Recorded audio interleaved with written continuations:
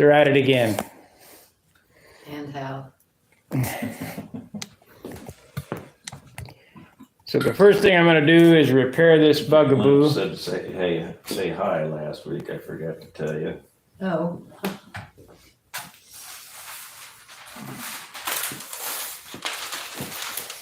It says Barb's the top gun. She's a good gal.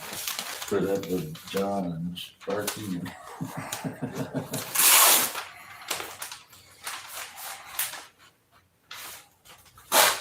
Let's see what we got going on. See what our picture looks like.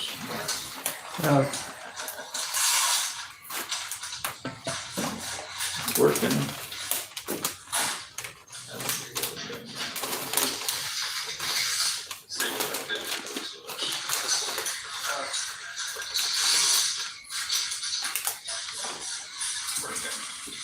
Turn the volume down or else we'll be looping. Oh, well. I can't leave this sit here and play it. My battery will die. Press the like button, press the live chat. 0.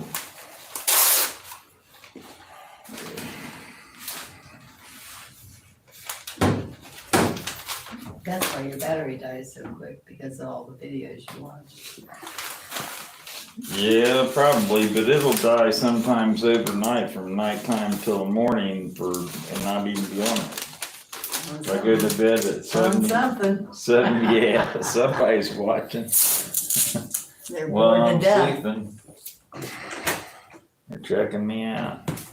You want this out here? Yes, please.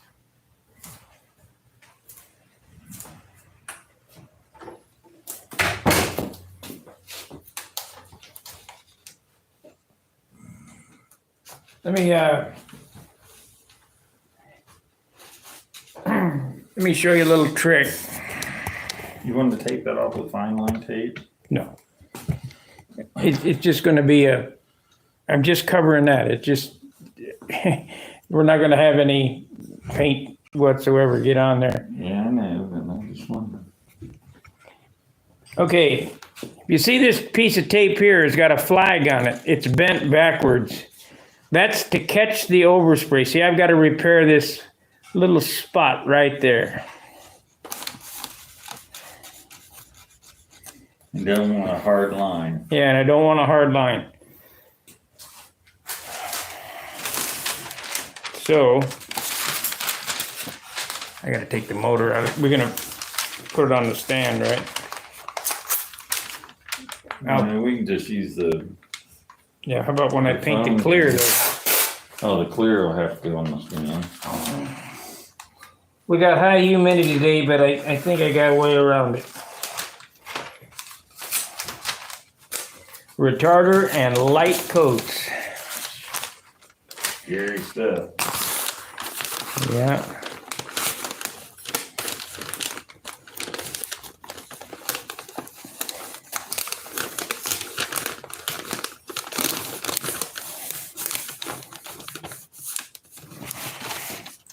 So you take a piece of tape. Well, let me go across the back here first.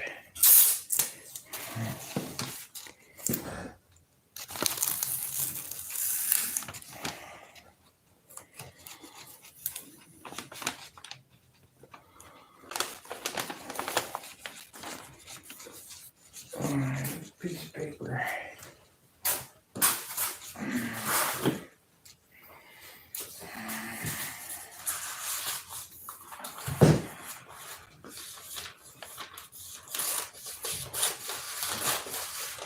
$4.09 for a gallon of gas. Yeah, it's 412 on up the road the other way towards the old house. God. Let's go, Brandon. Boy, you're doing a great job. Everything's looking up. You know, he's sitting here, he's patting himself on the back about employment rates being way high. It's just people going back to work after COVID. It has nothing to do with it. You see for help wanted all over town. Signs everywhere.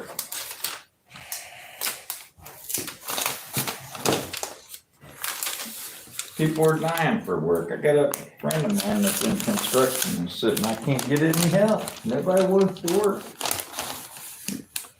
I said, yeah, especially in your field. Does construction work. Okay, so the tape is bent back on itself like that. We want a hard line there because that's where the thing is. We're gonna put this up here.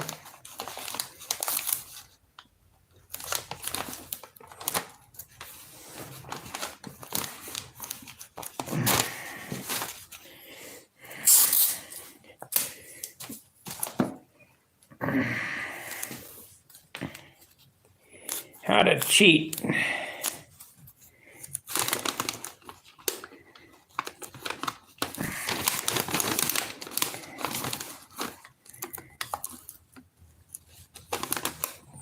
Did you see a bug sprayer yet? No, I haven't been to Farm and Fleet or Tractor Supply or anything yet. Just pick one that you think will work. Anyone? Well, I wasn't planning on going out of my way too much to find anything elaborate or anything. I just an old fashioned bug sprayer.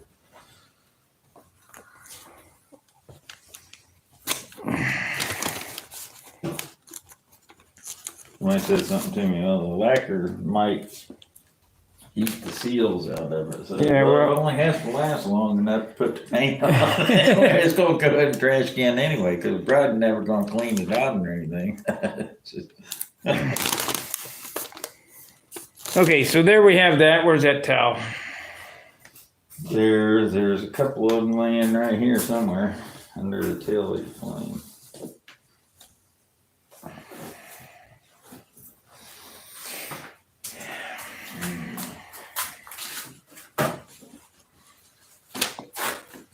I want to get my engine out of here.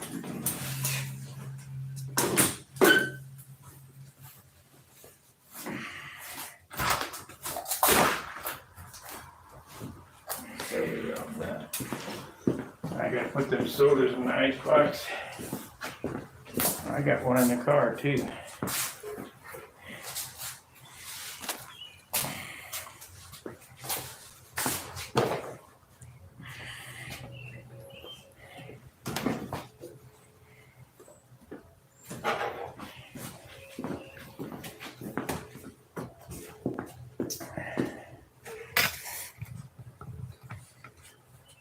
What the heck's going on here? Why is this? There we go.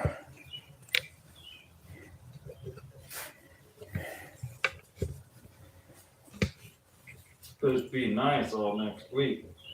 Yeah. That means we can go flying. Yeah, I know. I was thinking, I won't be able to get my good airplane up, but I can get something up. All right.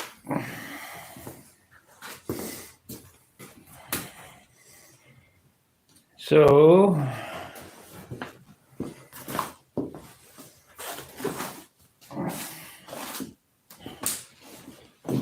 We might have some noise, because I probably gotta plug that compressor in.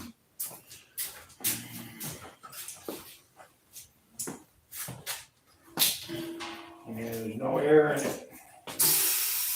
Well, there's air, I just don't know how much.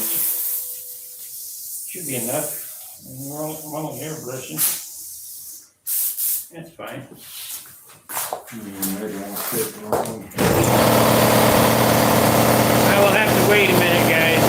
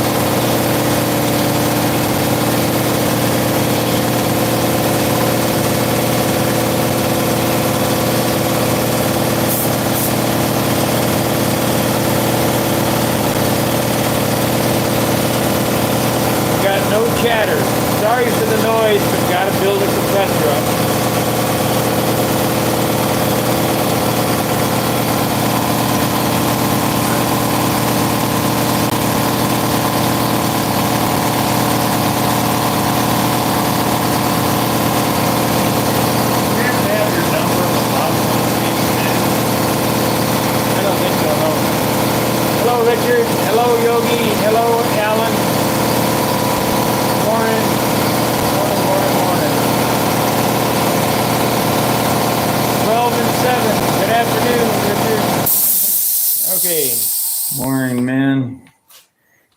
Now we can unplug that thing so it don't come back. It doesn't need it. I mean, I'm only airbrushing.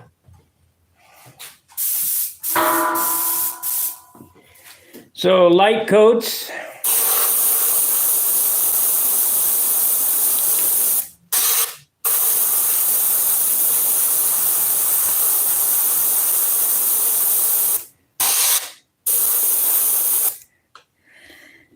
One thing nice about that kind of airbrush, you can control it with your finger instead of like my little airbrush. I can control it, but I got to turn that little thing and keep testing it until I get it just right.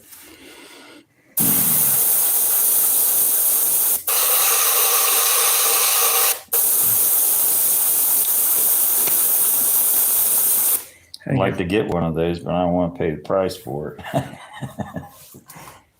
What do you think? Is that good enough? Yeah, I put a little more on it. It's blushing, which is the problem. It ain't blushing. Yeah, it is.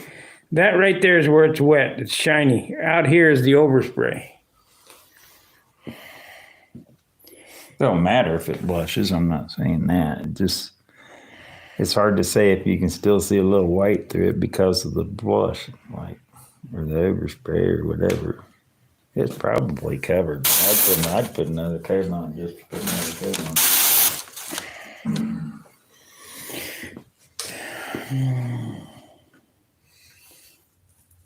Yeah, thank you, Yogi. You two just do great work. You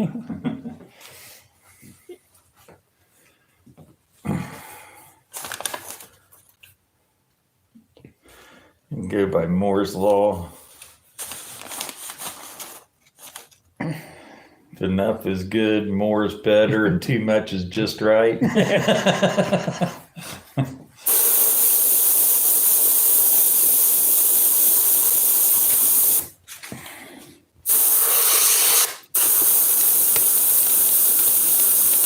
I'll guarantee that's enough. It's enough. I was wondering if you was going to need primer on that because, but being dark blue, you don't need it. But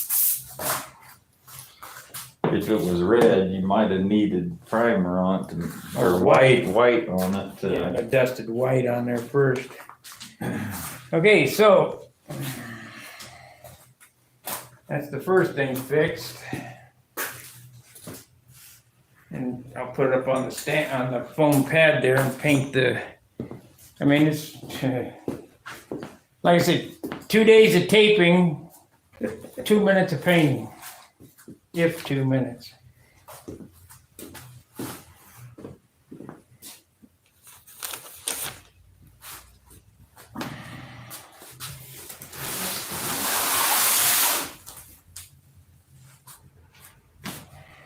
Here.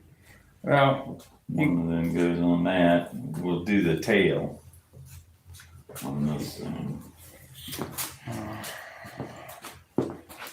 Okay, let's take it off and see how it looks. Wow! Blazing fast.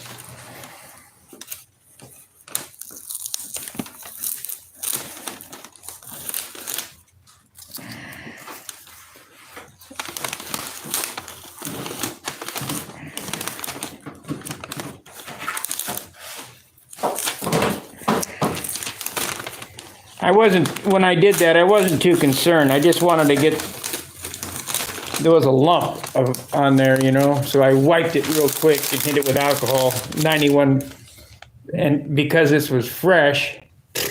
You're lucky that it didn't prick real bad there when you touched it. That's the worst thing you can do. I know. I know you know that, but I'm saying that to viewers out there. The worst thing you can do is to get a drip or a run or something on it. Don't touch it, just let it dry. A lot of times it'll level out. It'll level out, and if it doesn't level out before it completely dries, shoot a little bit more paint on. That'll let it roll out even more. Level out. Keep playing with it, but don't try to wipe it or do anything like that, because normally it'll just create a big divot and irritate the paint job. So far, so good. Let's see a nice crisp line here. That yellow tape works pretty good. Oh yeah, oh yeah, that looks good. It's amazing how well that yellow tape goes down. Well, It's a nice straight line. you know why? It's professional grade automotive tape. Yeah, I know, but it'll still lift if you get it real wet with paint. It'll still lift. You gotta be careful of that, but I had to go out in the car and get my that worked good. What? That worked real good.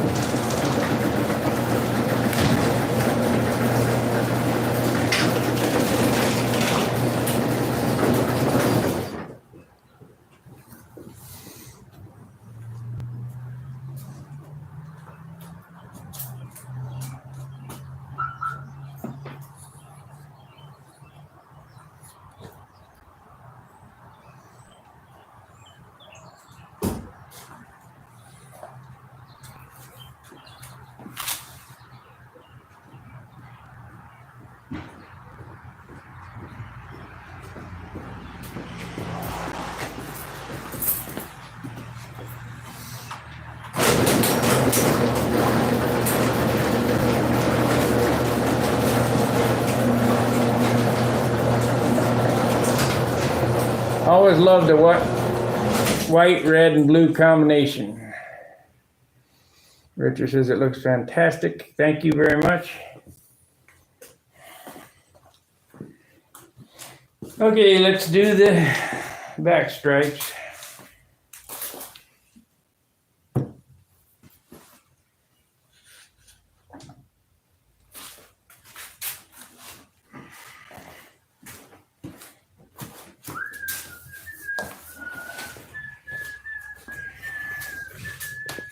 I need to mix up some more blue though, because there's not enough dark blue in that, but I gotta paint light blue first. I'm gonna raise this up. Sorry guys, if it make you feel like you're puking.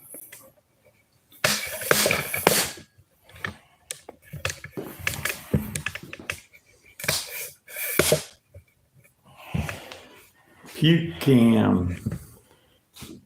Too tall now, I can't see. No, it's fine. You'll be able to see it. I'll get it over here where we can look.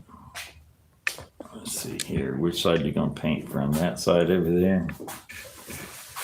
That'll work right there, as long as we don't lose signal.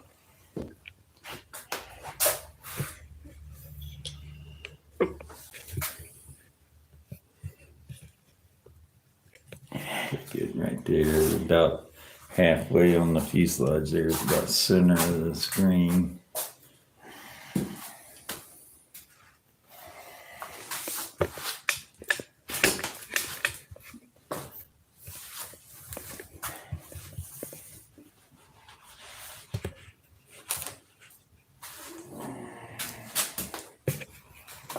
Are these the only towels you got?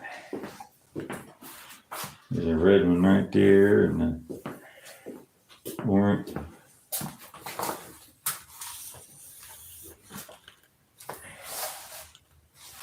Shouldn't need any more than that.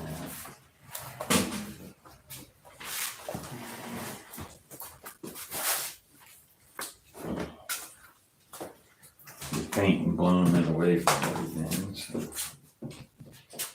What's that? You're painting blowing back, so. Yeah.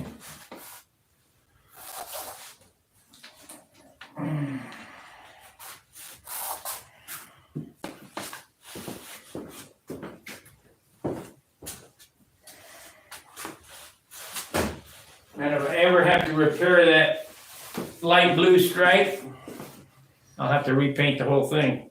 This is all the light blue I got. Really? Well, I think it's pretty close to thick blue, light blue. No, that's lighter. Well, it'd be easy to take that and goose it up a little bit. A couple drops of navy blue in it.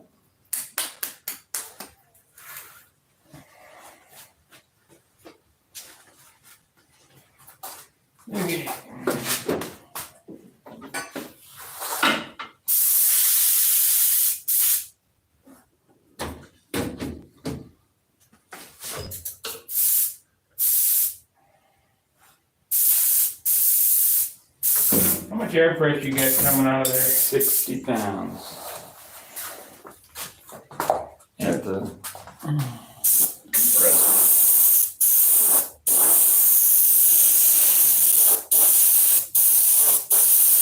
It don't seem like it. That's all there is. Well, when you hit the trigger, it dropped down to about 55.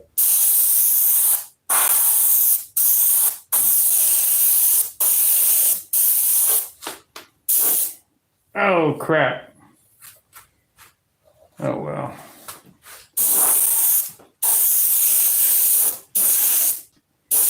I'm sure dark blue will cover the light blue with no problem. I was painting the wrong line. Oh, yeah. Yeah, I didn't think you were going to take that off like that. I didn't say anything anyway, because that.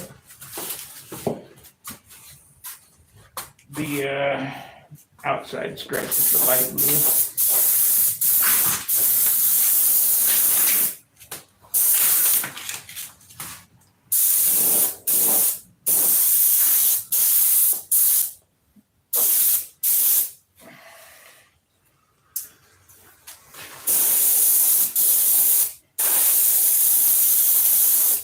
This is the same way I did it, the wing. Yeah. It'll be fine. I know.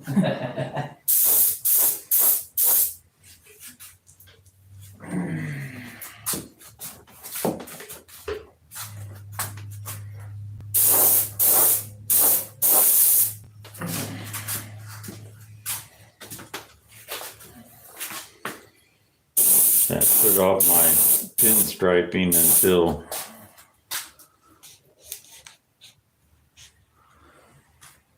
this coming up week, because it's supposed to be nice all week long. I want to be able to shoot clear pretty quick after I do that.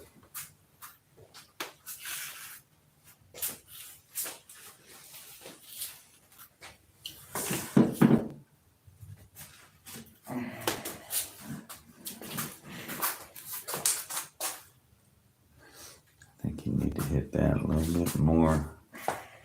Sorry.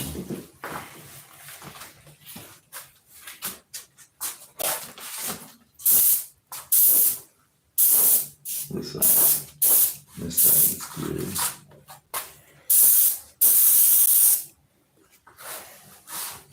It'll be fine.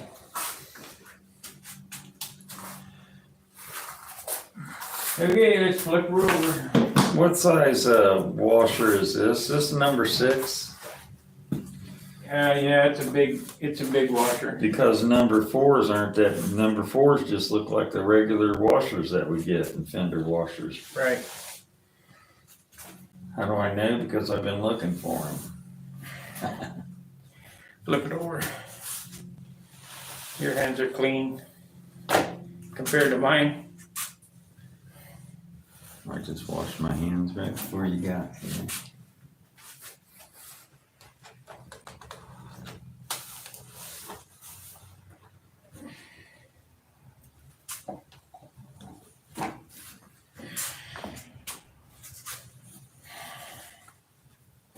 It doesn't take much.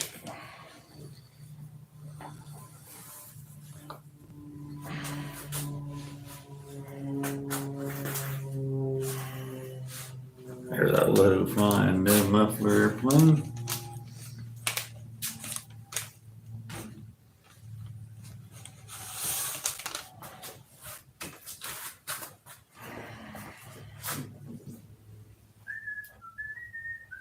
I didn't think airplanes had mufflers. They step down. Home built.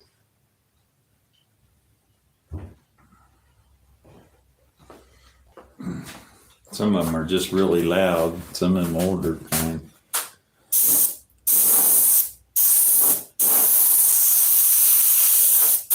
Morning, Gary.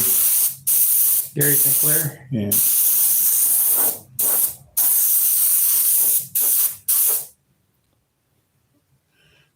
You two can do a plane for me anytime. Oscar.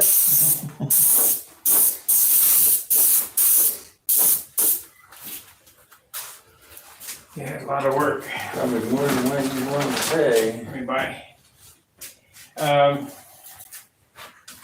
How long have we been working on this? A month?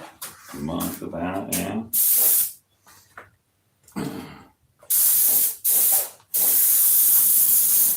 Only spent a couple days painting really, but the rest of the time it's been sanding and finishing and all that crap.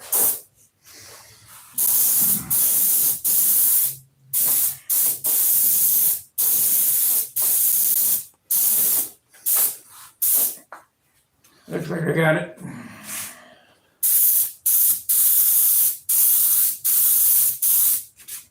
Close enough. I need to mix up some blue now, some dark blue.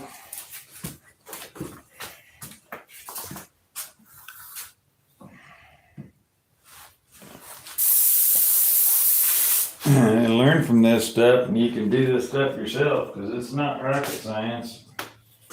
It's like making teeth. It's definitely not rocket science, that's for sure. I think I've determined that I'm not going to even try to do one of these. Although I like it, they're really nice. I just, it'd be cheaper just to buy one than it would be to spend the hours and, If you can find one. well, you got them on his website. No, out of stock. Everything's out of stock. What, he quit Honda? Oh yeah, he hasn't been in Honda for years. Is he in the States living now? No. Well, I'll tell you what. Yeah, this was the kit. This is the one that I built. Thing that I like, well, I like that these come straight out and they don't splay out like that, Yeah. is one reason.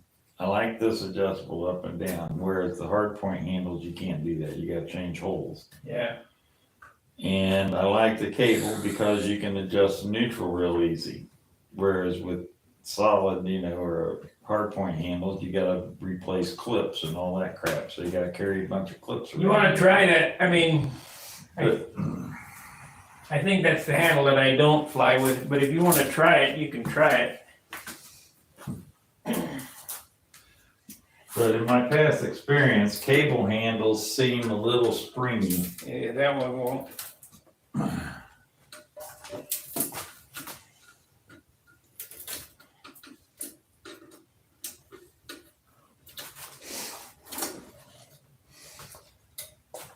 You haven't shot enough paint on there yet to even smell it.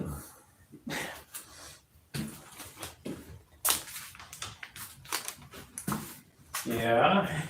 I can't smell it. I don't know. You just sprayed it.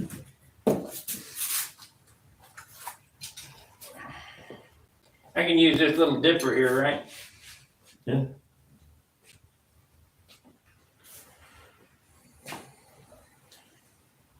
There should be a cord of a really screwed up thinner laying over there somewhere, that brown stuff back there by the paper. Rinse it out now.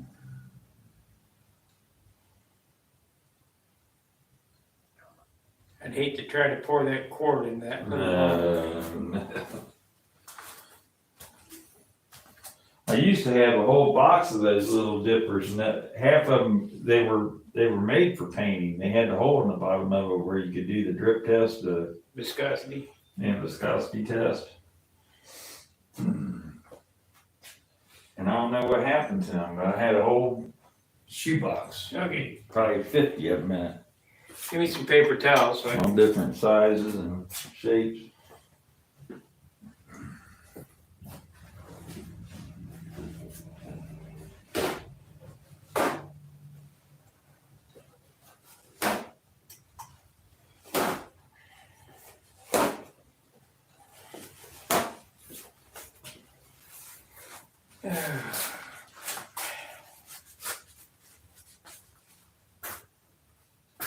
I should have brought some more of them little pint mason jars over. I had a whole case of them.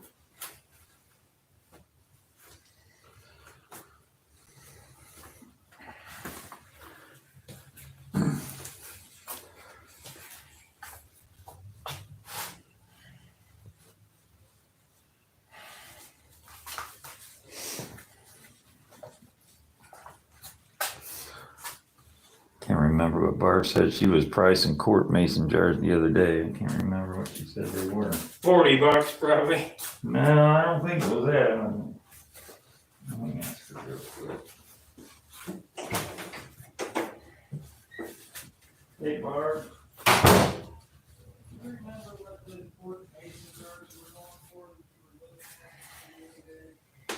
Okay, so gotta get the shit thinner out.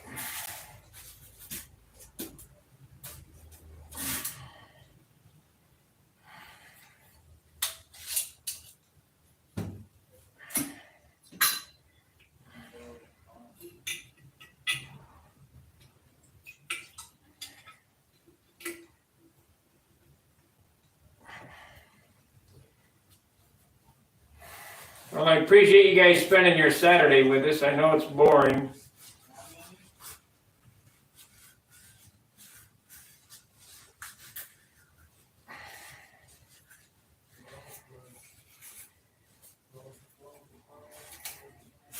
But on this channel, you'll learn everything.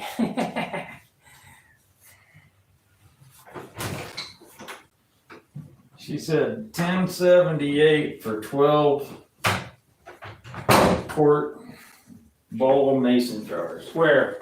Wally World. I'll get them. I'll get some more. If they got them. If they got them.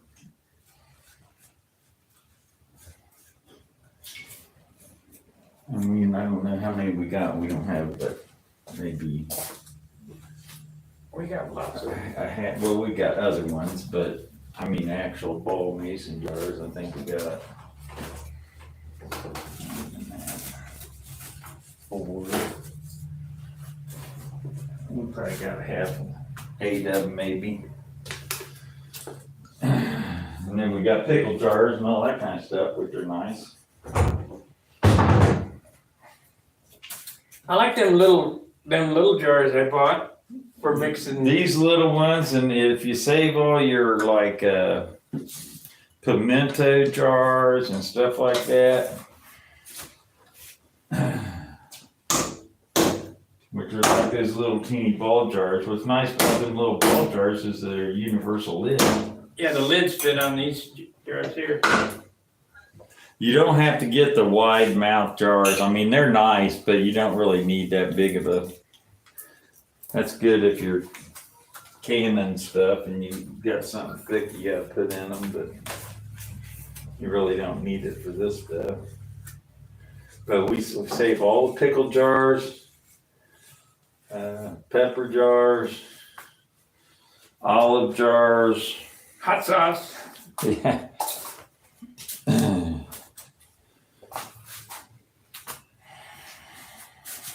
And I leave them set. Go, Brandon. What? Let's go, Brandon. Kevin Howell. How'd you guess? Because he loves Brandon. Yeah, Kevin loves Brandon. Hey, Kevin. But I save all those kinds of jars, and I leave them set in a sink with hot water and a little dash of Dawn dishwashing soap in them overnight. And I wash them out really, really good. And then after I wash them by hand, I run them through the dishwasher. I want to make sure that I don't get oils or anything that happen to be in there in them. Do the lids the same way.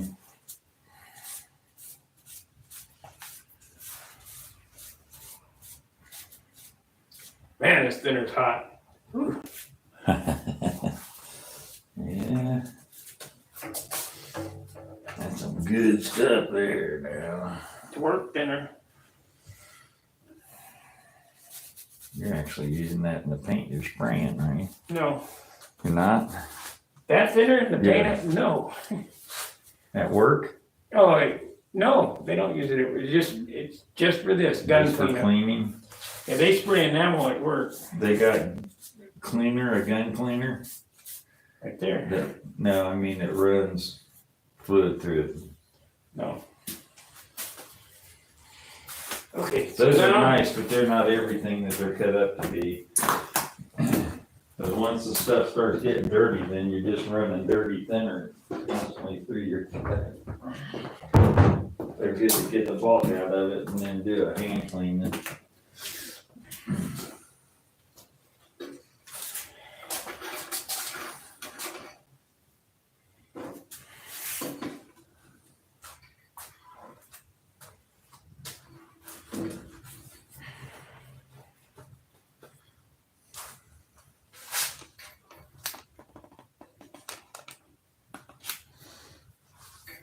Almost dry.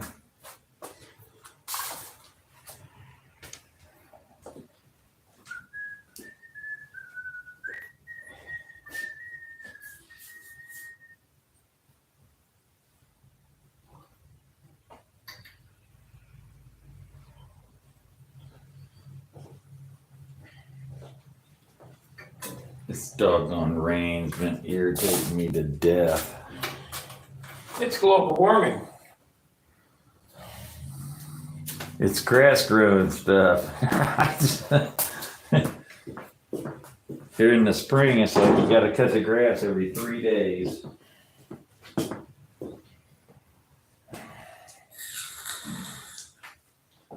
Okay, so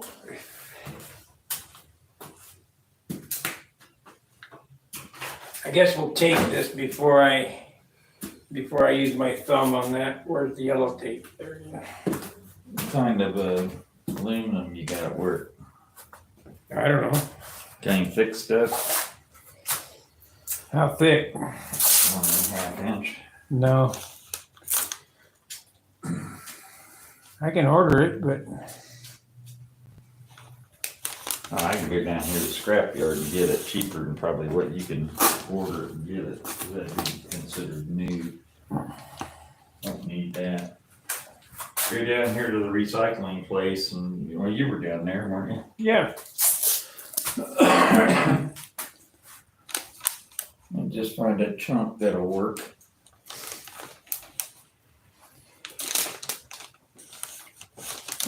Stuff for projects, you know, I got little things I wanna do, I wanna make, and I wanna, you know, jigs, and everything's a jig. When you start doing machine work and stuff like that, everything you do requires a jig.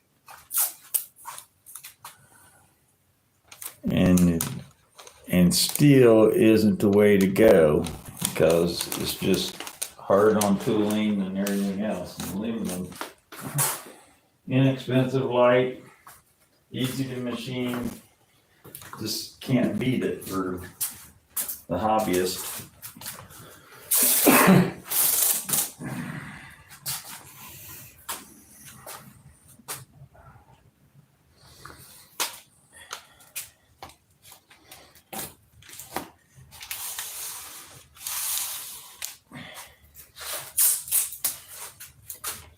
Yeah, flip it over.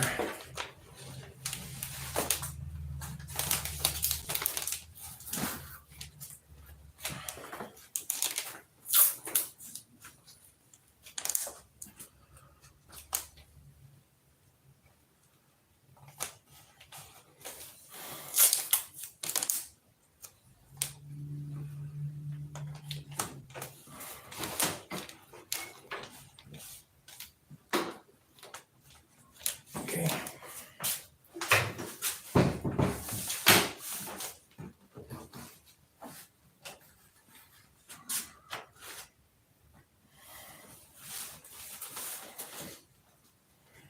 Yeah, I gotta tell you, when I weighed that Continental last night, we got 60.5 ounces.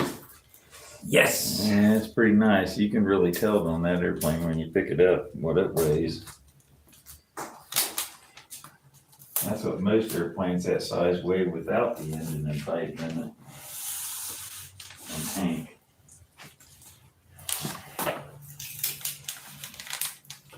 Well, it'd be nice to build one at 50 ounces. I had one. My Viper had a pipe in it too. Yeah, you had exceptional wood, because I did. that's the only way.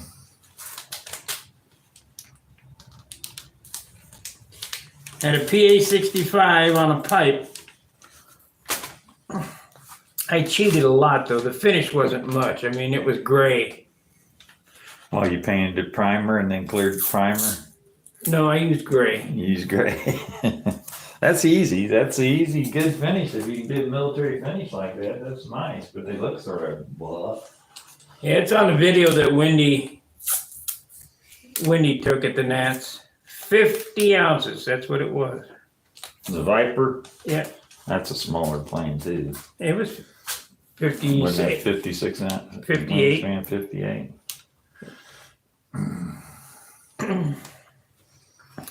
58, 11-inch cord. It's about the same wing as this. 3 pound wood. Huh? 3 pound wood. Yeah, I had good wood. I don't care what you do. You could go down to all.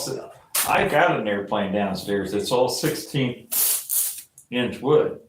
Every bit of it. Yeah. What's it? Except the fuselage sides. Fuselage sides are 3/32. And what's the weight of the wood? The weight of the wood was probably 6 pounds. How much? 7 pound. How much does the airplane weigh? 64 ounces. Yeah. So that tells you everything right there. Now you can go to lighter, you can go to thinner wood, but you're not going to get the weight out of it unless you can get sub 5 pound wood. You're all dreaming. Yeah, It you're ain't right. gonna happen anymore. That's one of these old farts wills you. Well, when I go back to St. Louis, I got a line on some 3 and 4 pound wood for my buddy. I won't say who. I don't want it sold out from under me.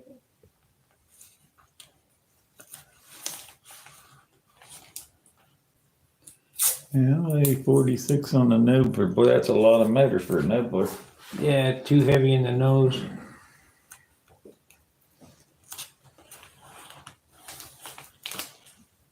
With an LA-25 in it. More power isn't always better. OS 32F. Yeah. There's plenty of power there. Oh, definitely. There's more power in that 32F than there is in that 46, probably. Yeah. But 32F weighs a lot too. They're not the lightest. I think it's 7 ounces. Pretty heavy. I think there's more than 7 ounces. That's ball bearing motor. Yeah, I think it's 7 ounces though. I got one downstairs. I can weigh it. Got a couple of them. Good motors. Nice smooth runners.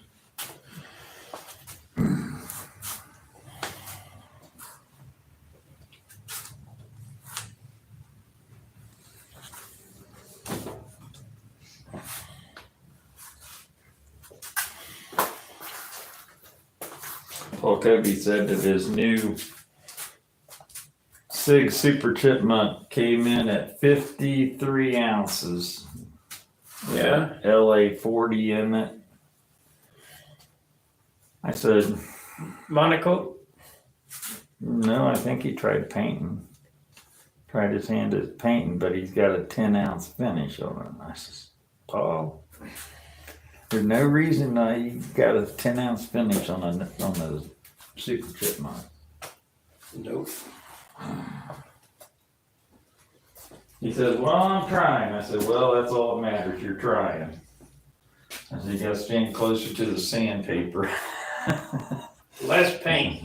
Less paint. That airplane doesn't take as much paint as one of these airplanes does, because you're talking, what, a 54 inch wingspan or 55 inch wingspan opposed to 60, and smaller everything.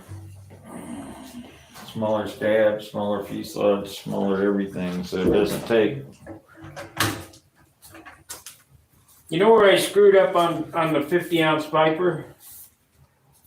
I got off into electrics. I took the PA65 out of it and scabbed in an electric motor. And regretted it. Oh, I regret that. I've got enough electric stuff down there to do about 3 airplanes. Get rid of it, you're not gonna do it. Yeah, I would sell it to Bill. I would get it all out. Probably got 5 motors, 2 different sizes, a 40 size and 60 sizes. Got all sorts of wiring. I got I got a ton of electric shit too. Cuban timers and I don't know how many Castle speed controllers I got, but probably a couple of them. Ice Light 60s or 80s or something like that. Yeah. All sorts of Thank you, Frank. wiring, junk, connectors, ends, plugs. Whole tackle box full of stuff. I got enough stuff to build a electric airplane. Plus a whole airplane that's got everything in it. That Yak 55 down there is all set up for electric. I just can't get enthused over electric. Let's go flying. Oh wait, I gotta charge my batteries. Yeah, I'll be out there in a couple hours. Boy, the weather's really nice. Let's go flying. Well, I can't. I gotta charge batteries.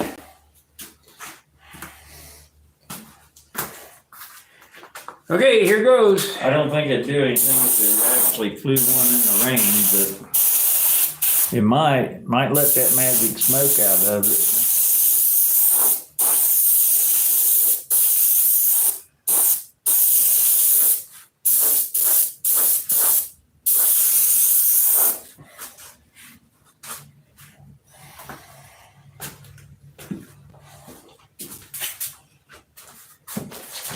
I have to be real careful getting the tape off of this. Yep. Oh man, the bottle just dropped off. At least it stood up and didn't dump over.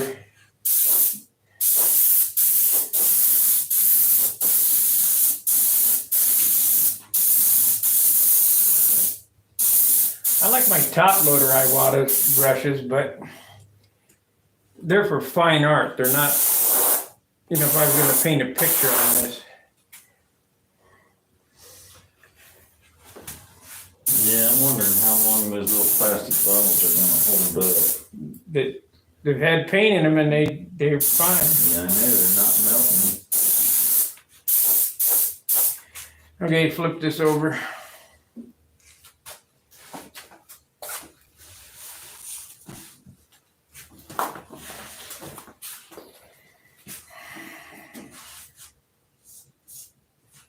It'll be fine. What happened there? What? Got a little shiny spot like that. Looked like it got rubbed or something.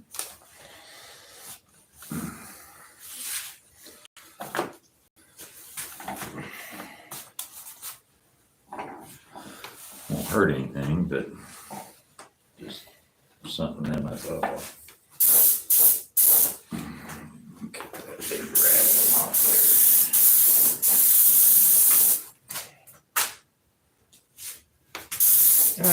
Added texture in the paint. Yeah, that's just something that'll fly right up there and land right on that wet stripe.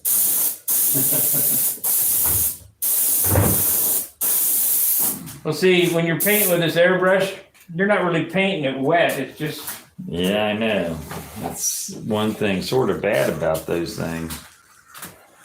Is to make the paint stick and adhere good, you gotta get it wet. You gotta get that center action going on. That chemical bond.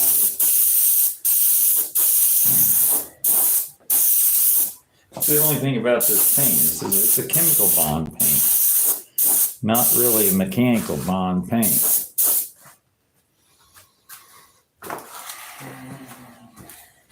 Looking good to model that is, ha ha ha ha ha ha ha. And I shaved and everything, trimmed my hair up. I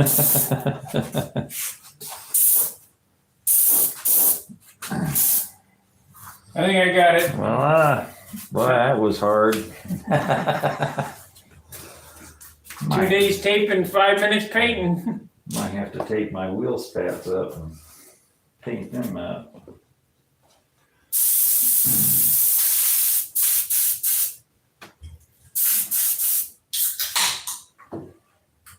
I'll have to do a Raby wheel thing on there.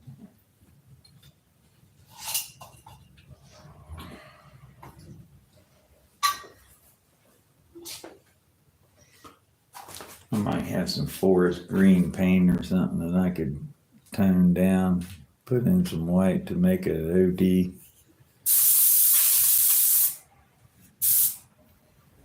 Green.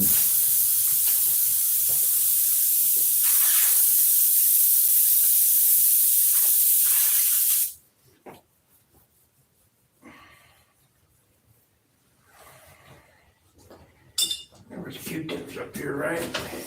Yep, should be a little box marked Q-tips.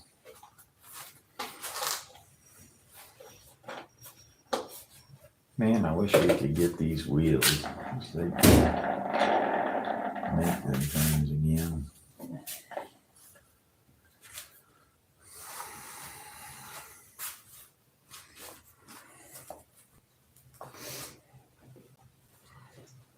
Somebody wheel me a rotary table, a 6-inch rotary table for my milling machine.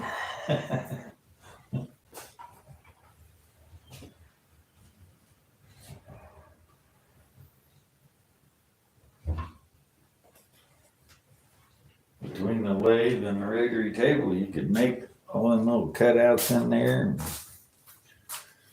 little spokes. That'd be pretty tough on a manual mill.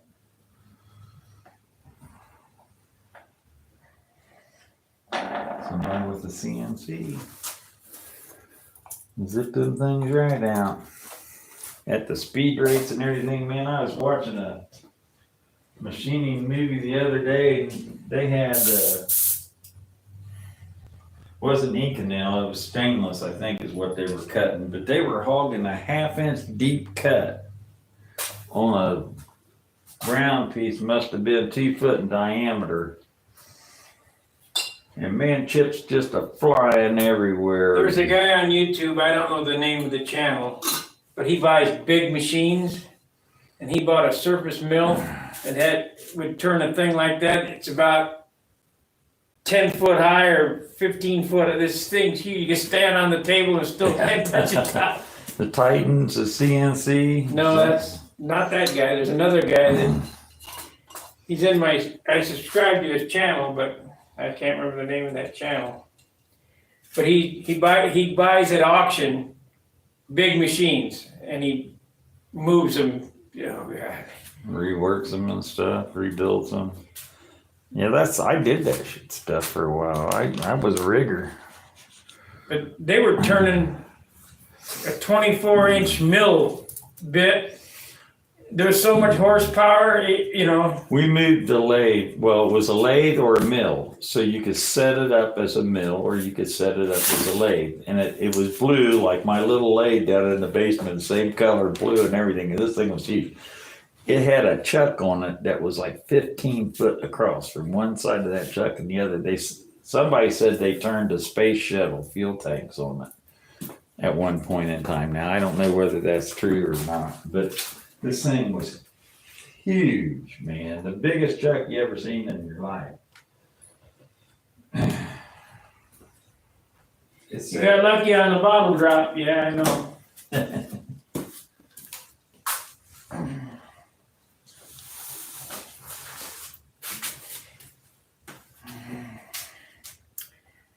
Well, time to undo my work for 2 days. Yeah, 2 days of tape. I hope that tape I didn't even look at that very closely. That tape,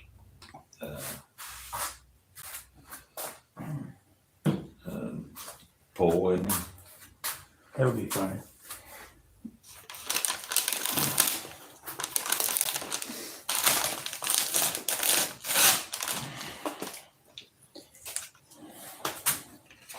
I just hope nothing bled in there.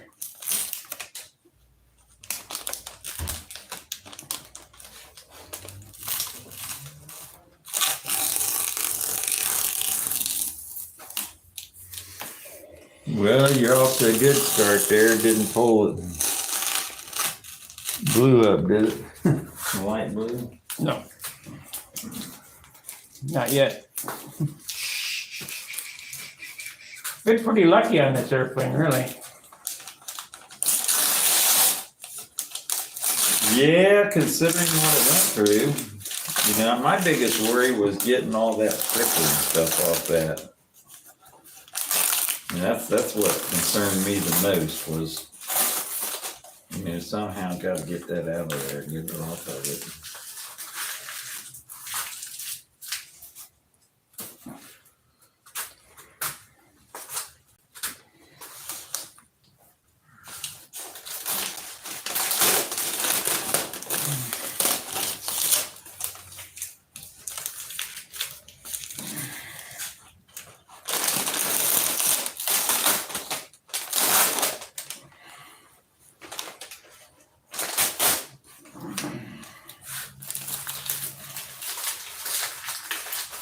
I think it came out pretty good all in all. It could have sanded more in spots, you know, like right here on the fillet. Some of this will come out though with the clear on it. I'm gonna have to take this thing and wipe it down real good. I'm gonna get a smudge right there. Tape or something.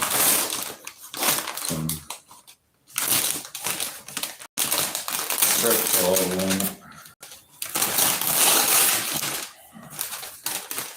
Been handled so much, you know, by hands and everything. I'm surprised it's staying this clean though with just, yeah, touch that little spot up And I gotta there. do this one too. You got a brush? And you're gonna try to brush it in there? Oh yeah. That one on the flat top was said other one.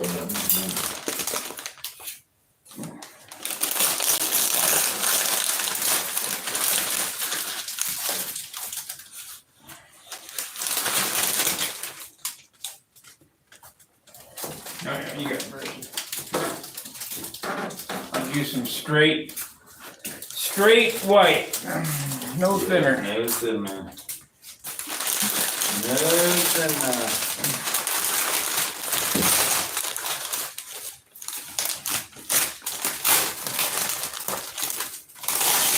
Take your pick, but just watch out. This one right here, the second one in, had red in it. Oh no. Don't grab that one. Any other one in there? God, could you imagine what that would be? Dude, that'd be a mess, is what it do. Okay, turn this thing over.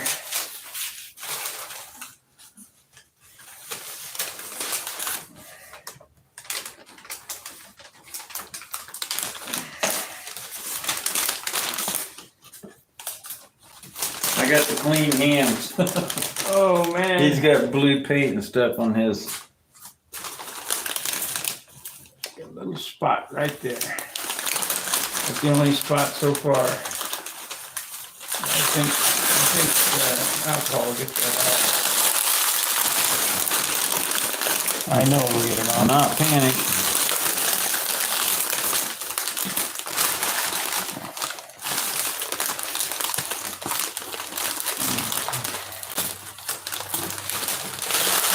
Got 2 spots on here.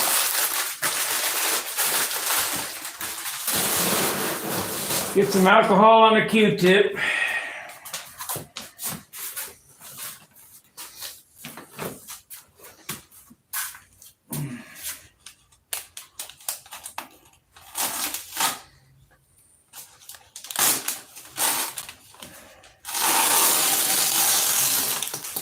Just pull the paper, I'll pull the tape. That way if it comes off, it's on me. I wasn't even gonna pull paper.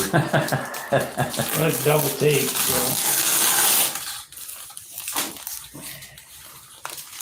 At this stage of the game, I don't want anything coming back on me. You know, I wouldn't do it on purpose, that's for sure. I mean, I know how to paint pretty good. Pretty good. Let's see here. We need the alcohol and the Q-tip. I think we'll try 70 first, because 91 it just might take it down to the wood.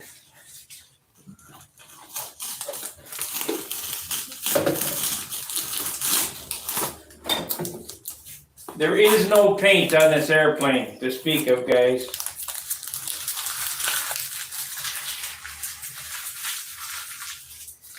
No, if you took some 1,000 grit sandpaper and rubbed that white, you'd be through it in a couple swipes. Got it. Yay.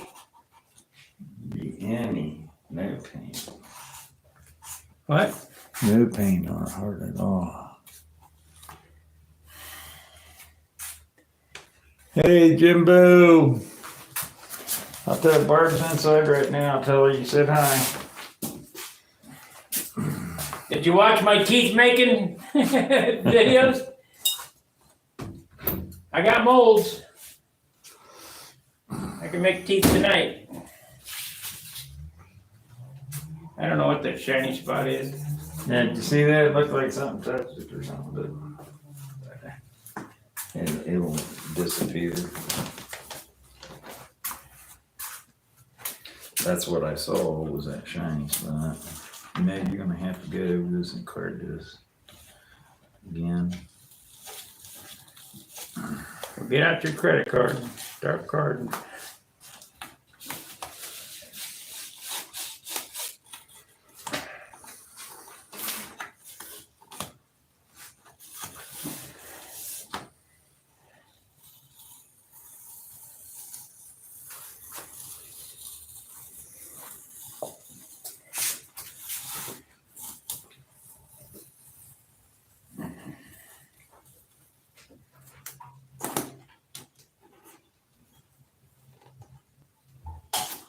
Doggone weatherman said it's gonna be nice.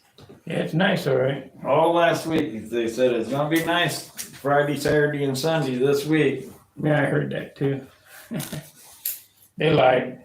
They lied. Global warming. Now they're saying it's gonna be nice all next week. Well, it better be because something's gonna happen for sure. 'Cause can't wait around forever.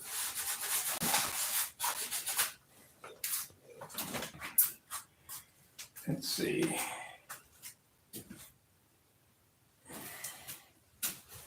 How much does it cost you to make your teeth? I got about $200 invested in teeth making stuff. I got a plaster shaker, which I'll use for model making. Yeah, they shake paint with it. Well, I got another one too, a magnetic mixer. You can put a little chunk of steel in there or something. Yeah, bean or whatever it comes with it, and it goes. I should have brought that over here.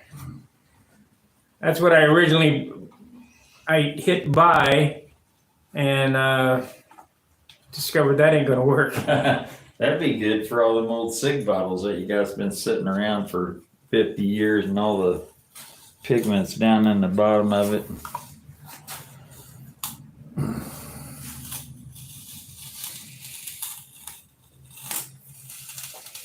I'm doing this, but I don't suggest that you do it. You're blindly pulling tape. Yeah.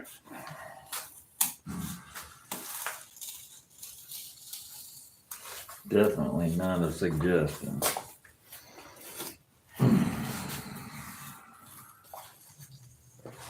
We won't be blindly pulling fine line.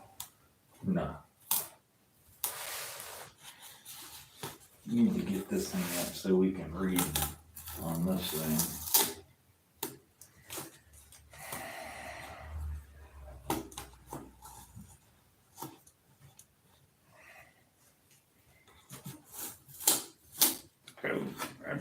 I'm hearing that stick. That's scary stuff. Quit doing that. It ain't doing it. It ain't pulling it off, though.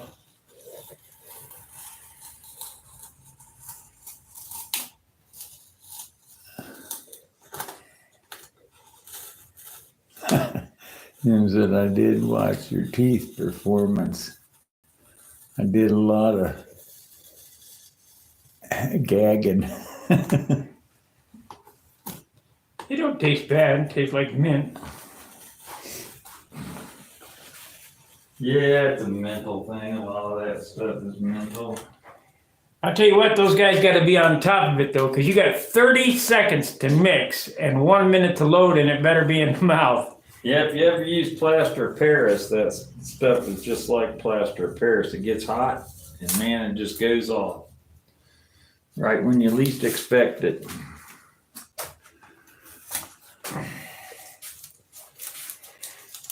Got insurance. I doubt that your insurance will cover you buying the supplies.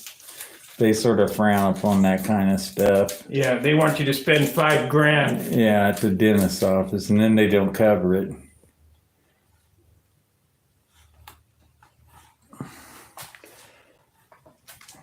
Most of the insurance policies I ever seen, if you had dental, it doubled your rates. Most I've ever had in the past by any employer was a supplemental dental thing, and they covered like 1 or 2 cleanings a year, and that was about it.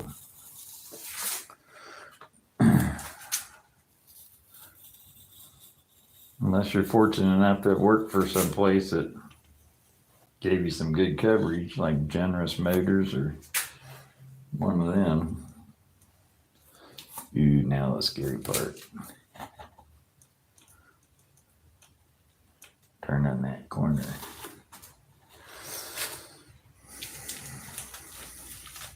I got it. You're holding your breath the whole time. Yeah.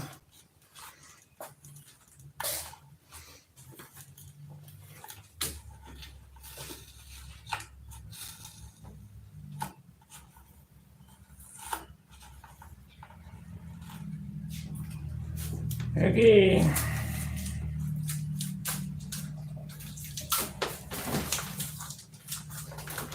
I don't think I'm gonna go, I can't see adding more. This airplane's pretty plain, but I don't know what else I could put on it to make it pop anymore. So just clear it and ink it. Clear it, ink it, be done with it. Otherwise, you're just gonna start adding weight.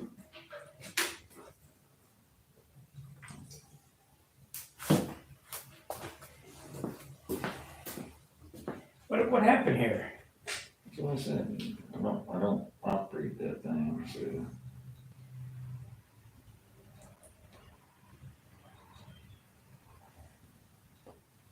Come on. There we go. I did watch your. Come on. Oh, gotta turn it down. There we go. I did watch your. Yeah.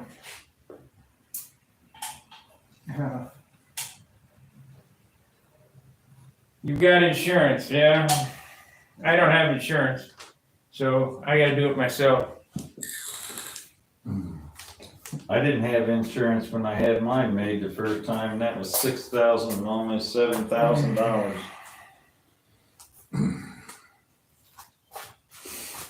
Wasn't fun. My dad worked for Generous Motors. He got his for nothing. No battery. Got a charge cord. What, I got low battery on that? Yeah. Okay.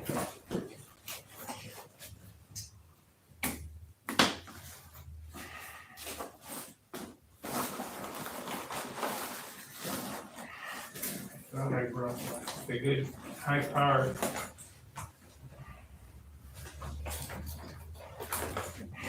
You end up having so much shit to do anything. 50,000 charge cords. Let's live life better with batteries. Check down here. Yeah, batteries. Here we go.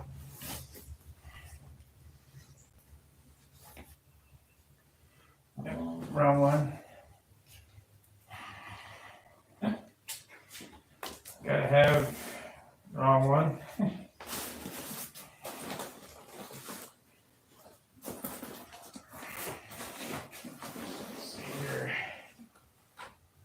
There's the right one, plug that in, and we'll get this cord going here. Yep, this is the one. Yeah, batteries are great, except they ain't. Wait a minute. Yep, that's the right one.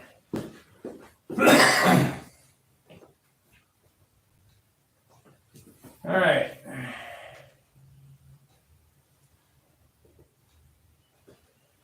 No problem. That was $10. $10 a roll.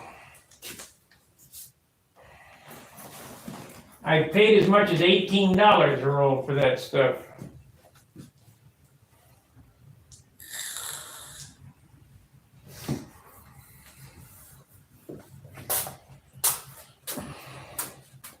What they don't know is I'd have paid whatever whatever they want, but Oh, it's $18 to $24 a roll, somewhere like that. If you go to Auto Paint Store. At least $18 a roll. I paid $18 a roll, bought 5 rolls of it.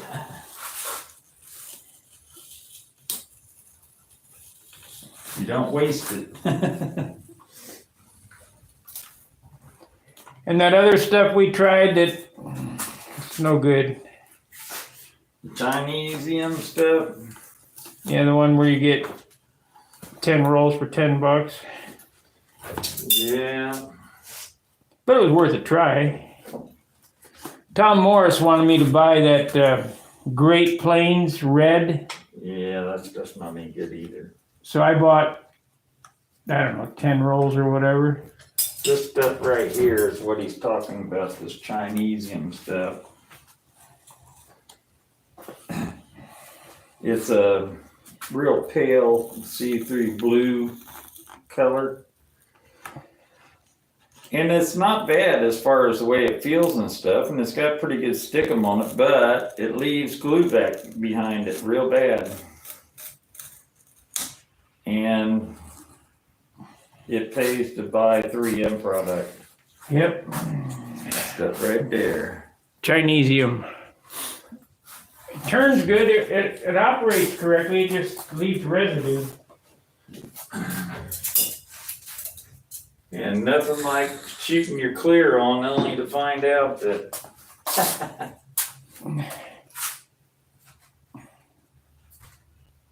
you just sealed a bunch of glue down underneath your clear. Not fun. Make for a very bad day.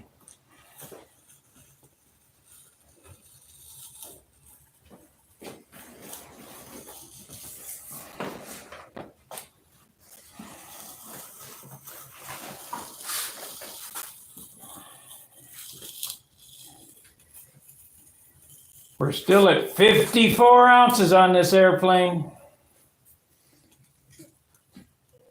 4 ounces overweight.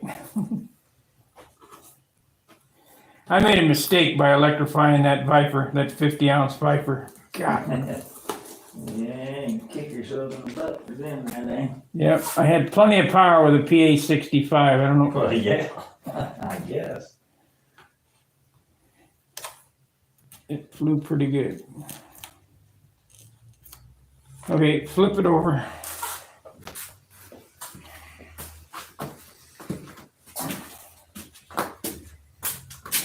Yep. Ready? Yep.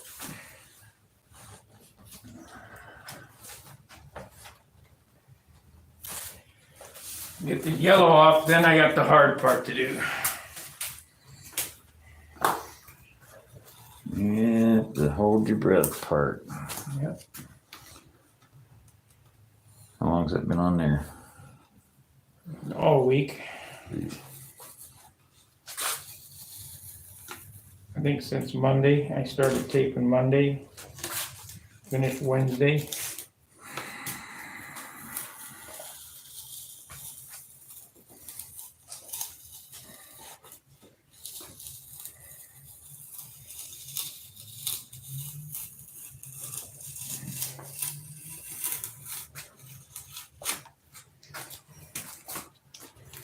I haven't had any big pull-ups except I don't know what you're always going to get one or two. And I've never done one without. And if you can keep it down to one or two little minor ones, then you're doing real good. It's just the nature of the beast. I mean, there may be guys that get away with it all the time, but they're not putting on the 6-ounce finish, I bet.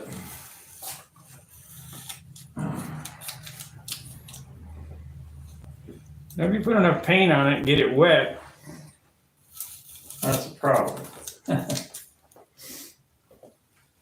Paul says, yeah, he says, after I got the primer sprayed on, it's a primer. What are you talking about primer? We quit using primer. Turn it over. The thing is, they don't. I think I might have screwed up. Nope, I got by. Turn it over.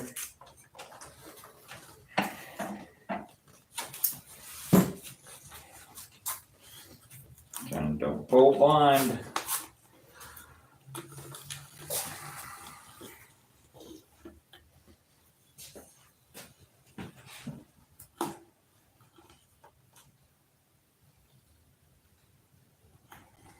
Be real careful on the wing tip or on the tips of this stuff because you don't have a whole lot of paint on the tip because there's not much area and you're not getting it wet, so it doesn't have a good bond and you stand a big chance of pulling paint up. So I kind of roll it off.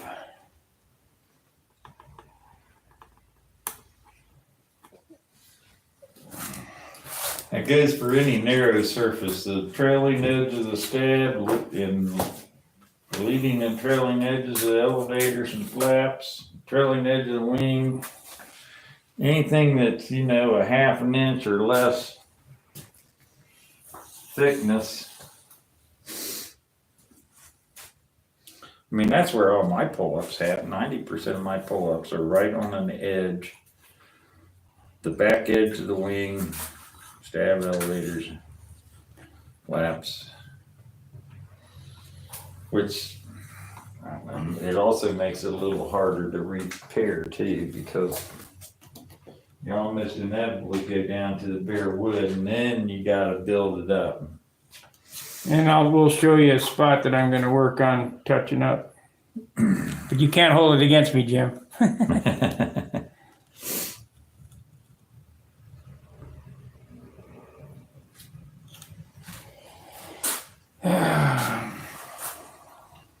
At least it's on the bottom. Yeah.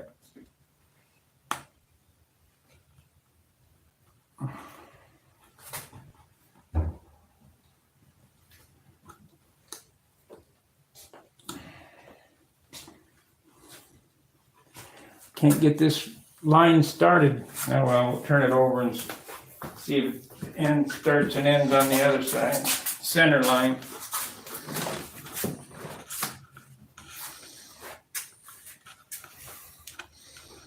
Yeah, it's on the other side. Trying to feel for it. Yeah, that one's on the other side there.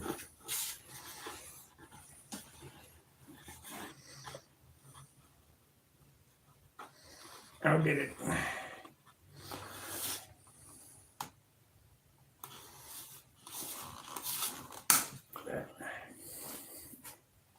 Make my own starting point.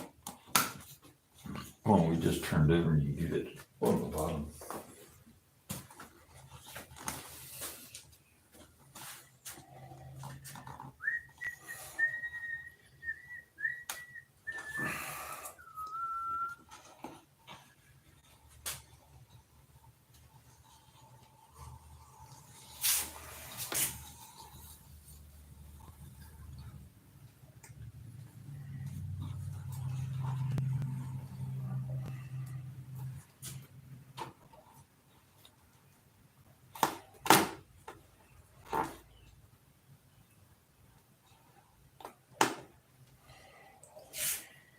I'm gonna take a couple more turnovers if I can't. All right, let's turn it over. Over 20 times. Need to be.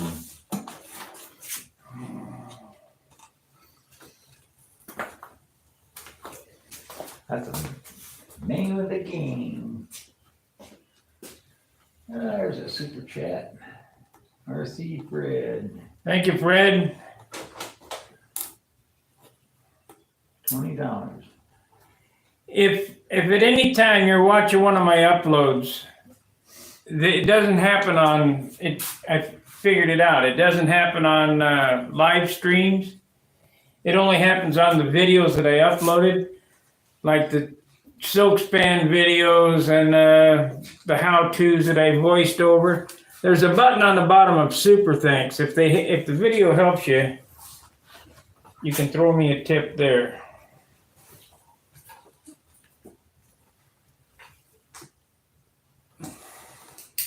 How am I going to get this started? I did too damn good a job. That line is down. Crap.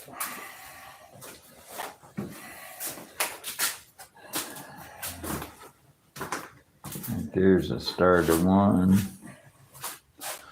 Unless that's just a little short piece left over from the top or something.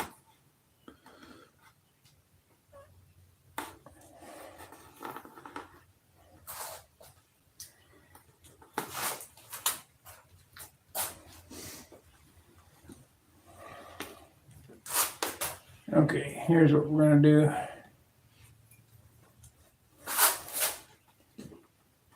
We're going to make our own end.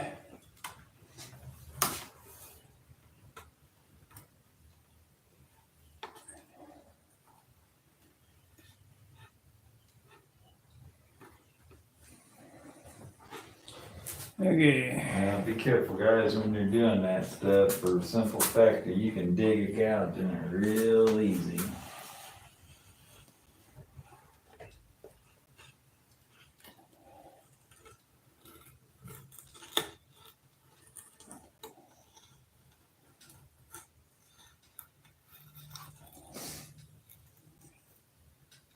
Says thanks for the LMK. If you received the pics I sent of the tomahawk. If not LMK, the correct email, I will resend it. Stunt videos at stunthanger.com.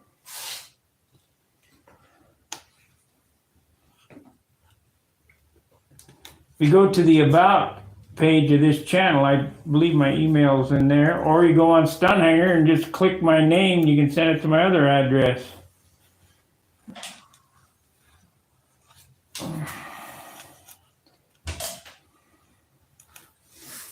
Yeah, we missed a little bit there, but yeah. I had a line on some 12, 13, 14 inch rubber props. Look at this. It tape. I'm not going to worry about it. Tape pull that up. No, you can take a little paintbrush and brush that No, down. you can't brush red. I might airbrush it. Red magic marker. No. I've done it. Unless you stare real close at it, you don't see it. It don't turn pink on you.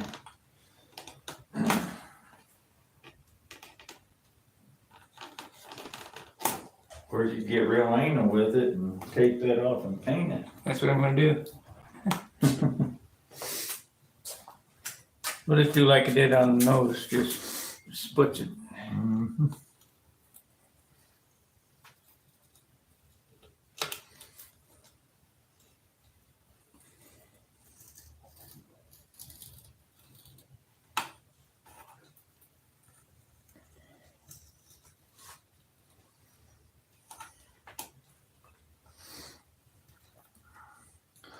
That's from airbrushing that color on there.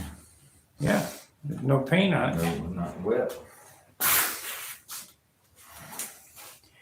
No paint means no weight. Means no stick too. Want to turn it over? No, not yet. Not yet. You know, start one.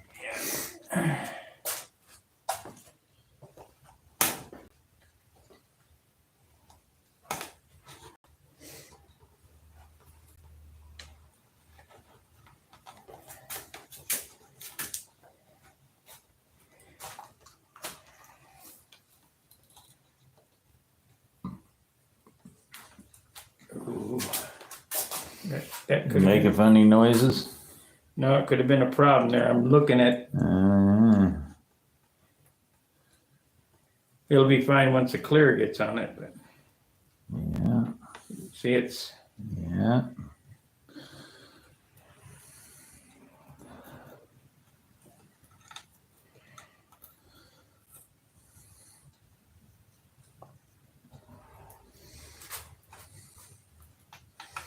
Parts like that right there. I'm not worried about that. Little white line right there. I won't worry about. I'll just do that little corner there, and that's good enough. Okay, flip it over.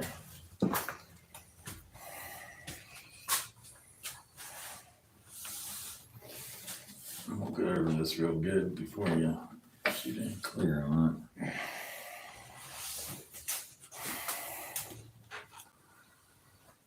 Of course, you can still repair it once it clears on it, but let's put down the wing tip. If I can just get through these lines without.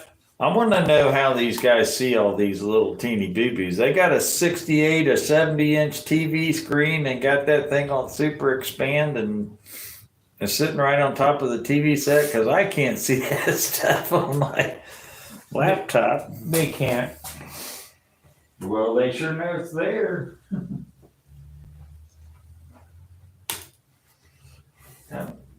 Better than 20/20 vision. I know I don't have 20/20 vision anymore.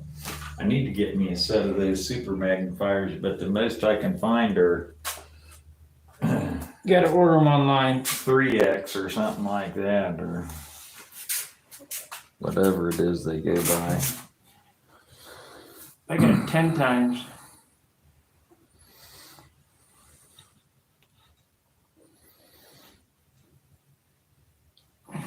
I've got a new prescription for glasses that I need to really get filled. He filled it out because I wanted sunglasses that were prescription.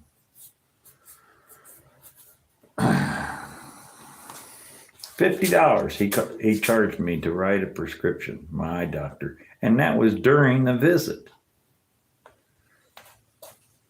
I'm like, well, when did you start doing that stuff? Oh, we've been doing that for a long time now. I said, I always thought that a prescription come with the visit. You know, that's my yearly checkup. I thought the prescription was included with that if I needed one. Oh, no. We haven't done that in years. I said, well, I come in here every single year. I said, you didn't charge me for these when you read the prescriptions of these glasses I'm wearing right now.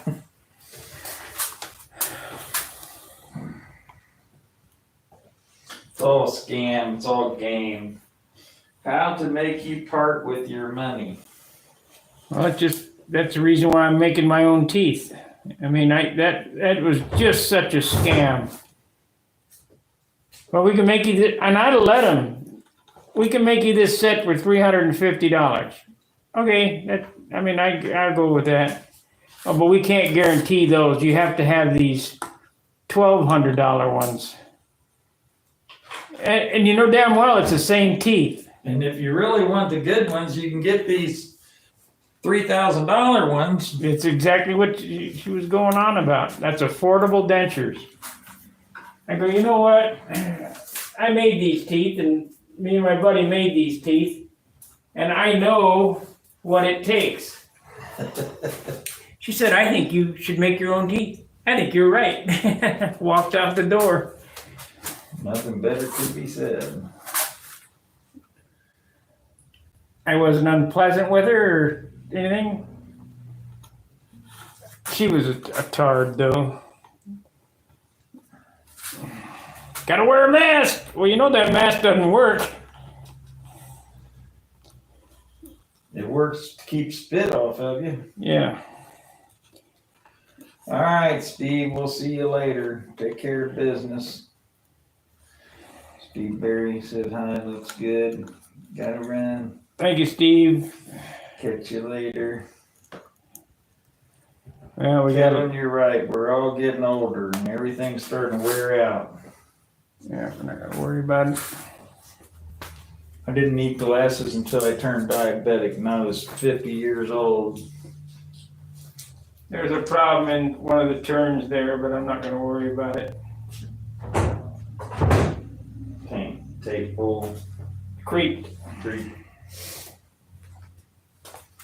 Pull, creep. Yeah.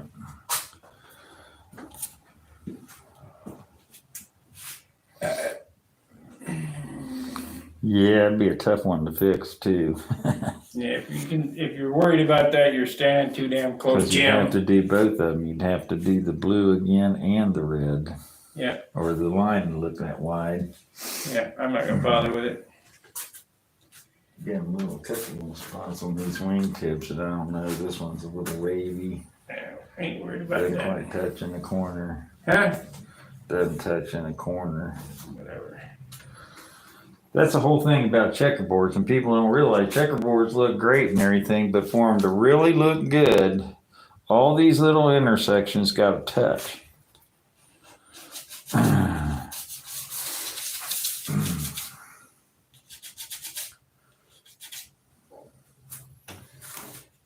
It's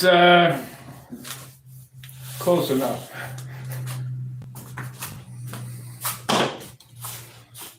Do all this work and it could go away in 3 milliseconds. Yeah, you could have a real problem if you put too much retarder in that paint. Don't worry about it. I got it. I'm not going to worry about it. It's your airplane. You're the one that have to live with it. I know you wouldn't live with it. So we need the white paint. You'd be off to the can of stripper again. It'll be fine.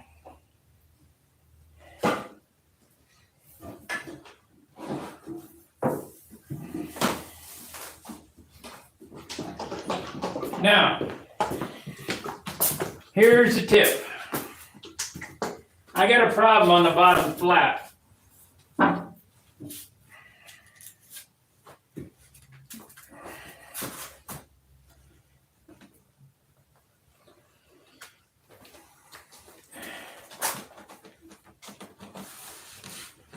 See if we can focus in on that right there.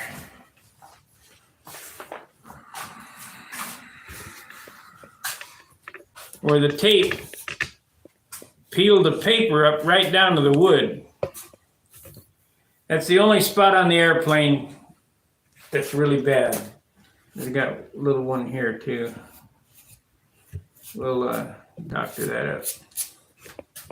So, in order to fix that, Can you guys see that? It's right below between the K and the S on the bottom. That top spot on the top left is a hinge. But down here on this bottom, right in here, it pulled up a spot about a 1/2 inch long and a 1/4 inch wide right in here. And there's two things going on with this. There's still a little edge right there of paper that's rolled up or that's lifted a little bit. So when he puts this on there, he's going to use full strength white paint. I'm going to make sure that he gets it up underneath that.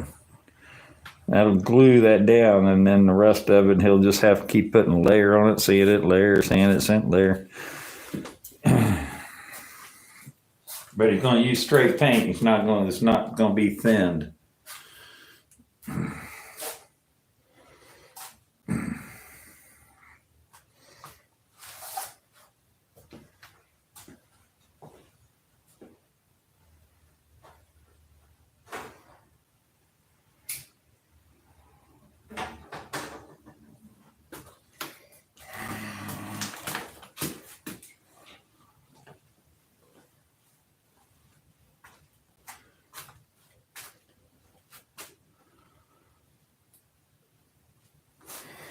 That's good for the first coat. One little spot up there on that cow by the exhaust.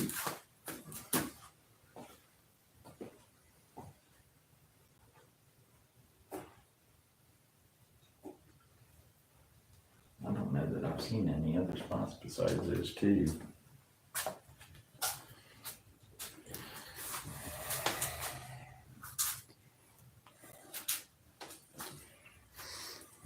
If you wanted to do this, I'm just gonna touch them a little bit. Let me flip it down some.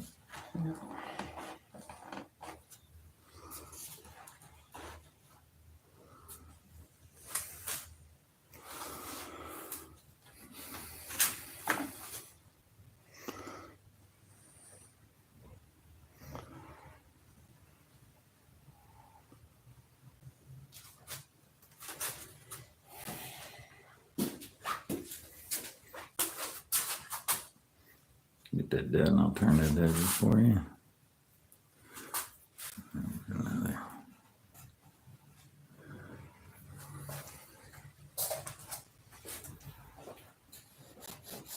I don't know what that grease spot is there. It'll come off. Fingerprints. They're all over it. In them hands. It's a whole problem with painting with white, man. Okay, flip it over. Be careful of the phone there.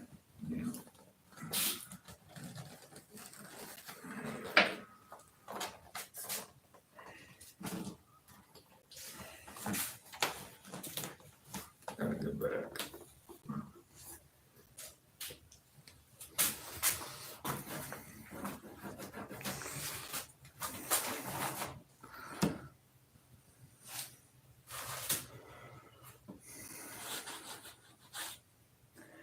Pinhole.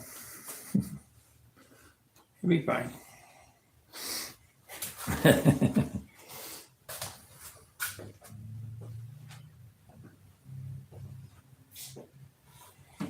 It'll be fine.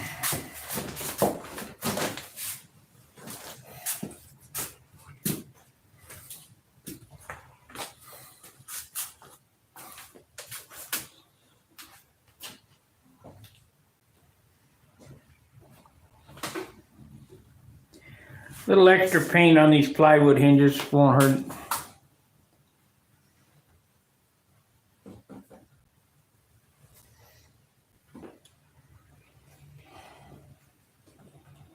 See, all this work, I'm not gonna, it is what it is. It's not gonna gain any more points.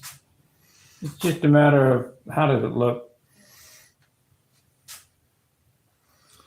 Yeah, can you live with it? And this airplane here is, The elevator. what? This side looks pretty good. That side looks pretty good too.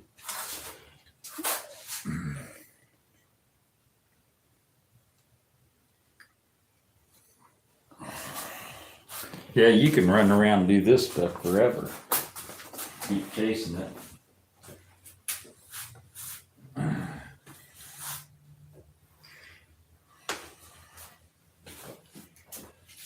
Yeah. I think it'll be fine.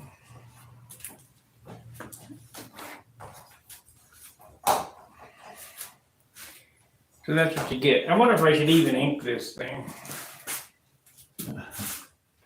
You know, you're thinking on my lines now.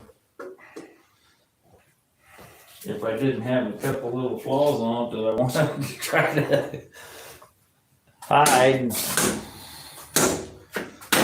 I probably wouldn't put ink lines on it.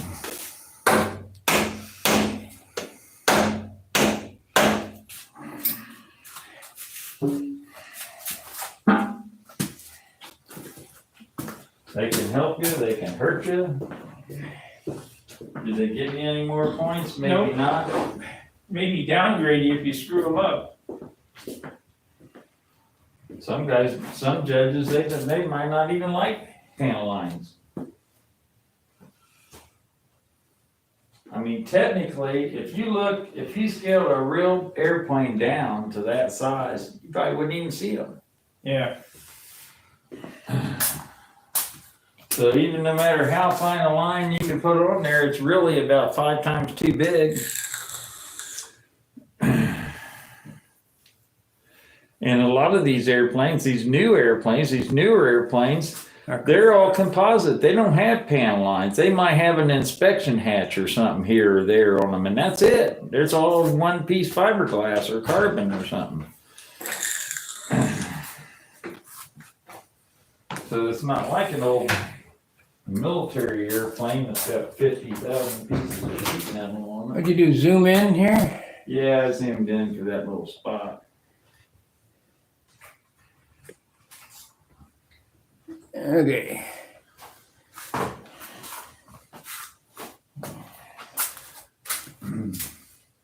And turn this over again. I probably shouldn't have put that paint away. She's gonna need another coat on that. And Jim said to say hi, Barb. No, You'd like him, he's a nice guy. I'm sure I would.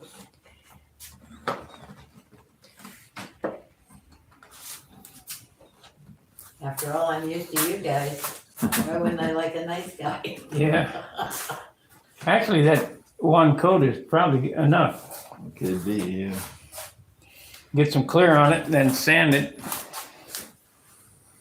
Yeah, that filled in really good. That helped that lay down.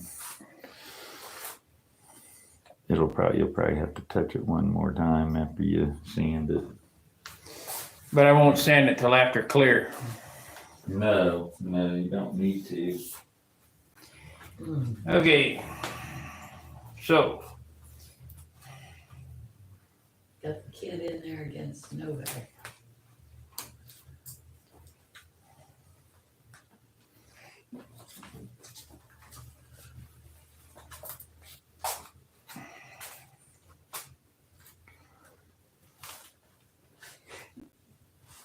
yeah, better not use that one. You can see the numbers too good. Here, get up. Here.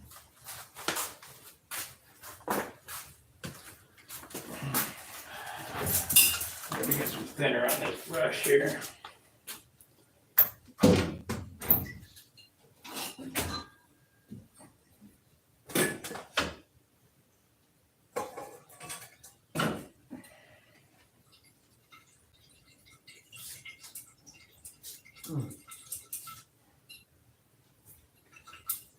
Pizza cards, yeah, them are good.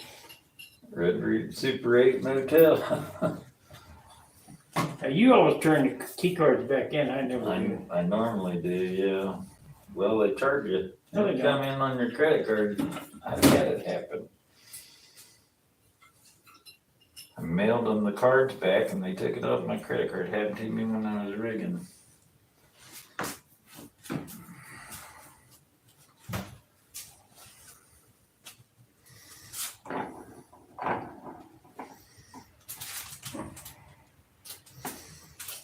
Get your tip weight back in it. Tip weight's in it.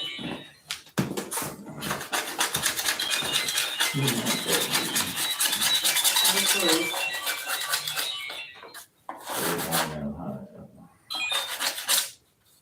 Hello. Hello, Carol. This is Fresno. Who? Yeah, I'm sorry, sir. My name is Mr. Fresno by any chance? You got the wrong number. My apologies.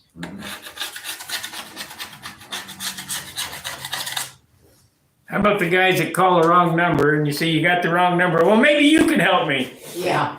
I don't Yeah, think I so. Goodbye. I got this police thing out of Florida that keeps calling me up and they ask for somebody different every time. And then they say that. They say, well, then maybe you can help me. So I'm with the so-and-so Florida Police Department. And I said, man, I'm in Ohio. Why would I contribute to the Florida Police Department? Why? I contribute to the one up here in Ohio. She said, we don't like you guys anyway. Yeah.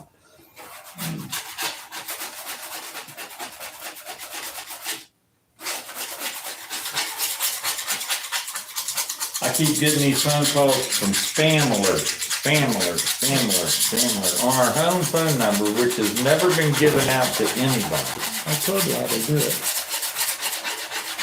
And the other day I picked it up and I answered it. You did? And this lady came on and I said, listen, I said, you call me 10 or 15 times a day, every single day. I said, I'm tired of it. I contacted my lawyer and my lawyer is gonna seek charges against you for phone harassment. And she says, oh, we're terribly sorry, sir. And she hung up. That's all she said. And it wasn't 5 minutes later, spam alert again. Same girl. Didn't I just get off the phone with you? Get some prep sol or something and see if we can get that off there.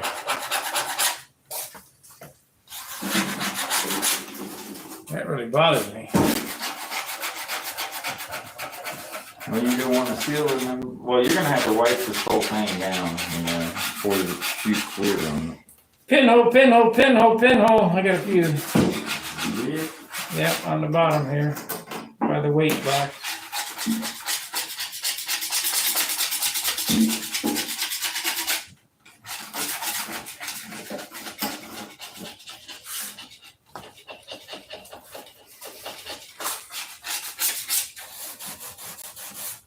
Yep. Fingerprints. Huh? Fingerprints.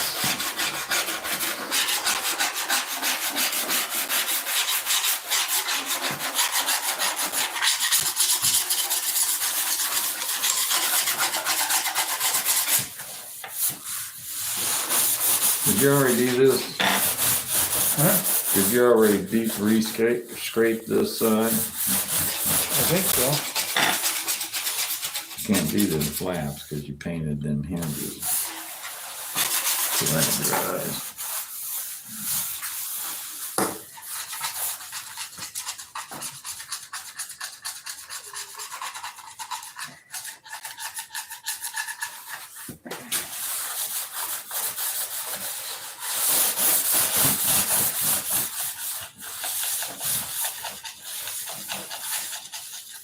You guys make sure you do this. It's called carding. It makes it look a lot better.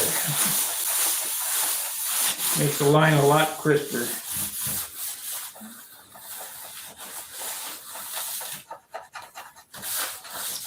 And you can over card. Here, get this right here. I've done that. Rub on that right there. Did it come off? Yep.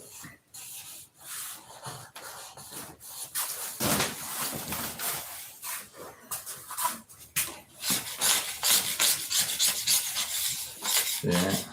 Look at that. Yeah. Where you painted that blue. Yeah. That's good.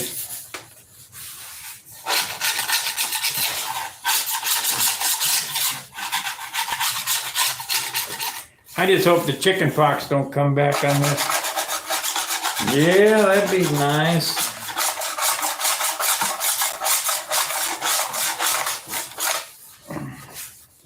If it comes back on it, we know it's in the wood.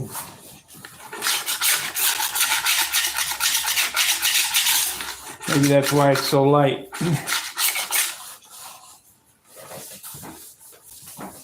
Be careful up around that paint where I painted. Turn it over. Oh, that Everspray is coming off. Yeah, there's not a whole lot of paint on that where I painted. I hope you didn't wipe that off. Yeah, looks all right. Stay away from Not that. like alcohol.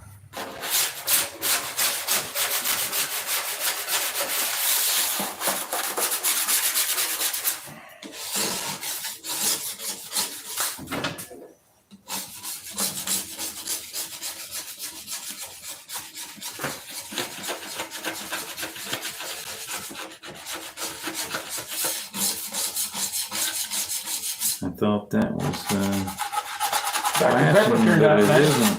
Huh? I thought that was flashing right there, but that's not flashing.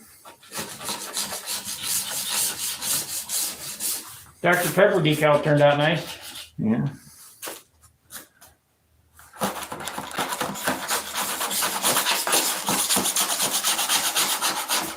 Dr. Pepper, if you're watching, you guys owe me.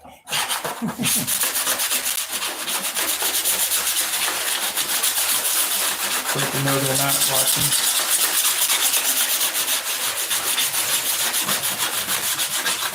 Well, I can't remember who it was, when that guy said last night, I was searching for do-it-yourself dentures, and then I find a live stream. I didn't know he was a subscriber of mine. Yeah. And then the Brazilian guy came up, my wife's a dentist. He said, you're doing fine. All that matters. Nice to know.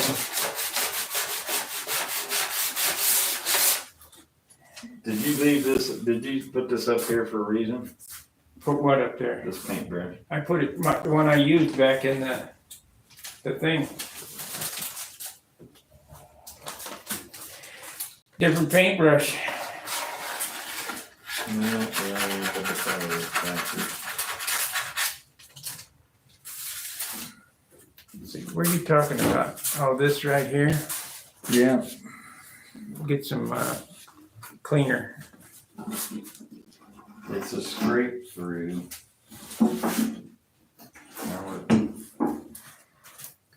Oh, we can't have that. I'm gonna take white paint.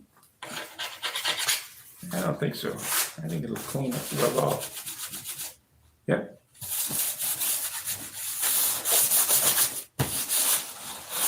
Some kind of dirt. Dirt right there. Wooden card off. Rub it right here. Yeah. Got little buggers there. See, yeah, you gotta watch out for them little things too.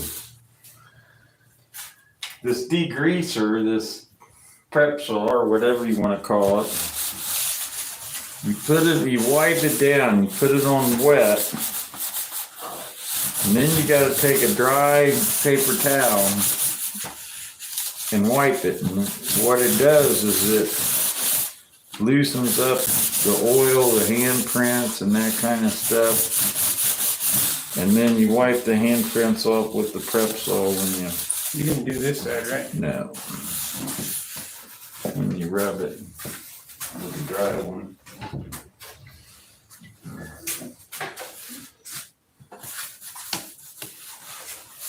All in all, it come out pretty damn good. I mean, considering Considering what it looks like. when it was orange.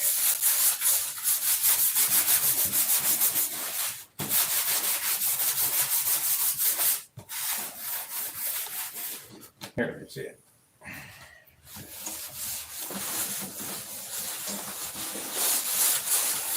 Probably do this again, huh?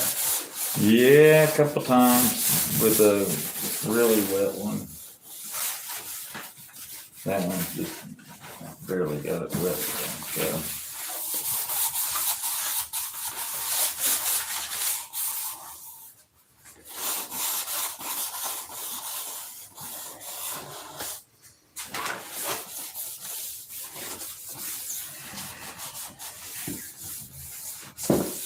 I didn't do that flap on that side. Did you do this whole top? Well, this was, how much of it did you do? Yeah, we gotta go over the whole thing anyway. It says, Yogi says, Yogni, or I don't know how to, Yogenh, Yogi, I just Yogi. Says it, I think it looks great, yeah.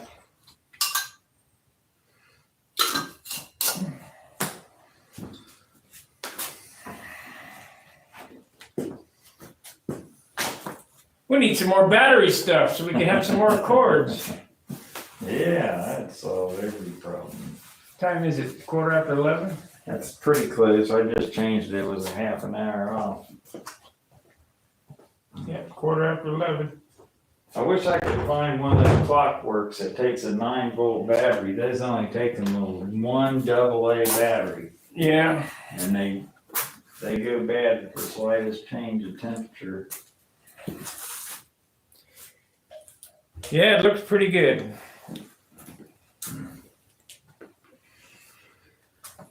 Looks pretty good. I like to let that paint dry so we can hit this whole thing real good. What paint? What's that? That's flashing right there. Yeah.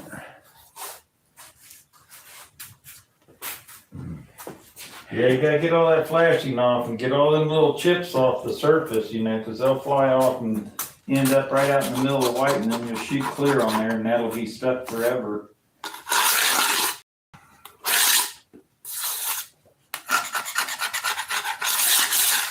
All this carding does is it takes, when you pull that tape off, it'll leave a little thin film of paint around the edges. Thickness of the tape. And what you're trying to do is take that card and cut that off of it. You can take a good sanding block on a piece of glass or something and put some 1,000 grit sandpaper on it and resharpen the edge of those credit cards. A couple swipes on that, you know, it starts getting dull. You can tell it'll quit cutting. Probably looking at my hat. You got it. And then a little bit. Move back a little bit. Give us a little breathing room. I can't see it. It's too high for me. That's good.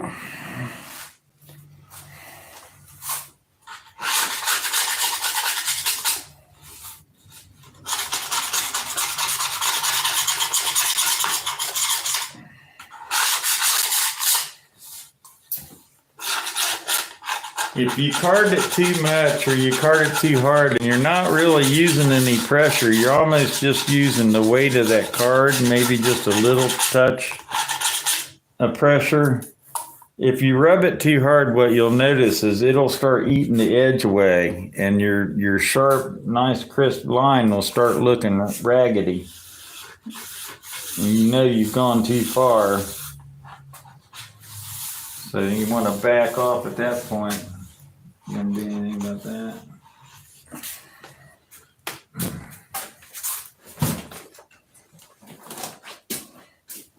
What's it need? Black. Ink pen. One over there. That is black. It's not Yeah. blue like a Where's the ink pen? right there. Right there.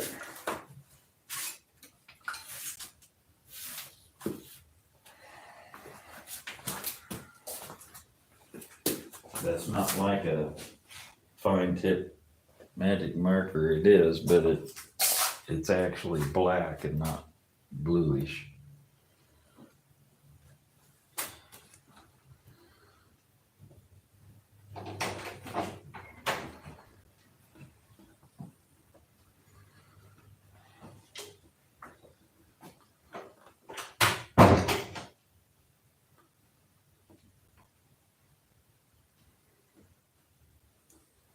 I don't know if you're gonna do that right there or not. Just me. You get into some of this stuff too much, and then you can do more damage than.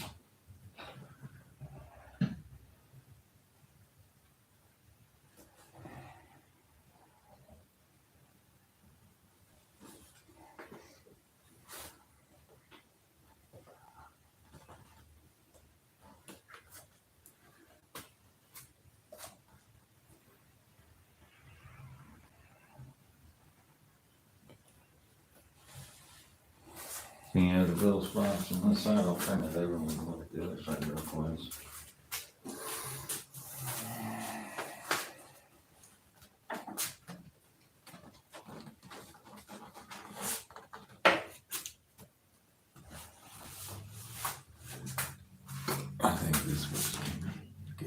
Huh? I think this Wix came out pretty good. That's not worth messing with. No, you can mess it up worse than you can fix it.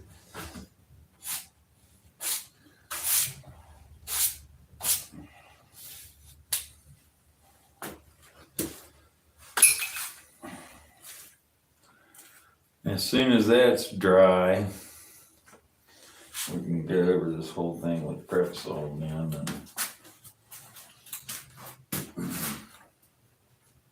Pretty dry. You got any 1,000 grit or?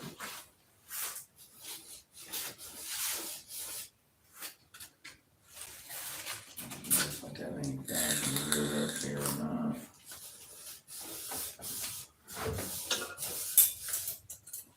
Yeah, I just wait till after the clear and then sand it out.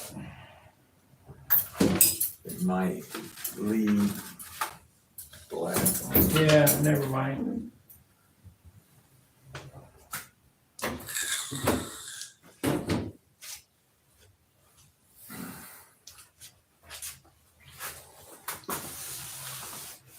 We did a bunch of sanding in the basement, and I took all that stuff down there and I started dragging it back and forth. You think I ought to hit this with the airbrush? What's that? That red? Yeah. Well, I mean, Okay. it's up to you. Where's that yellow tape? Which one you got here somewhere? Wherever you stuck it, wherever you put it at. Where did I put it? Yeah, you were the last one with it.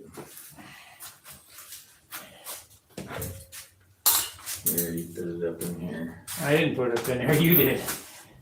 I've never touched it. I need to order another sleeve of this stuff.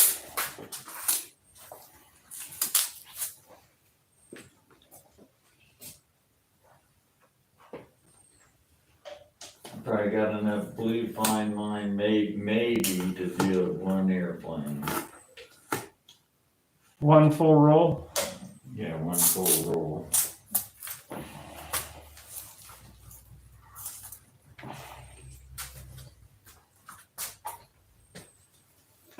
I might have two full rolls. Not two full rolls. I have to do two of them. Not too elaborate.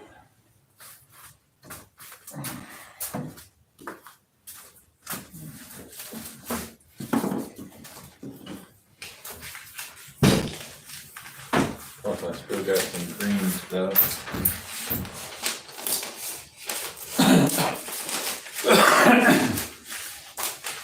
I like that green stuff for straight for corners, straight corners, 90 corners and stuff like that. Looks real good because it doesn't turn as good as that blue stuff does on radiuses.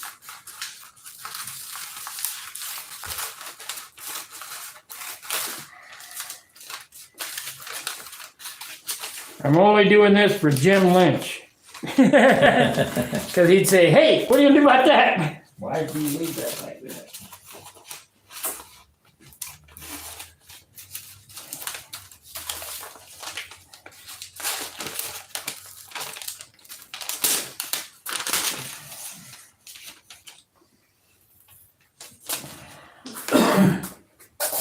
Okay.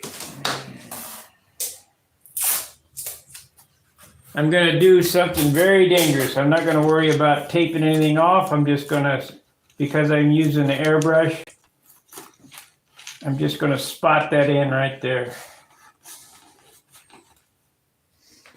And hopefully, well, no, I better put the towel over it. It's red, bud. Yeah. It is red.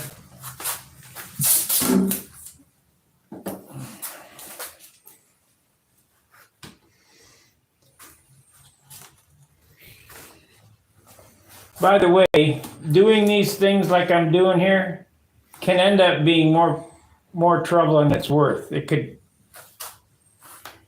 pull up a paint or whatever. So be real careful.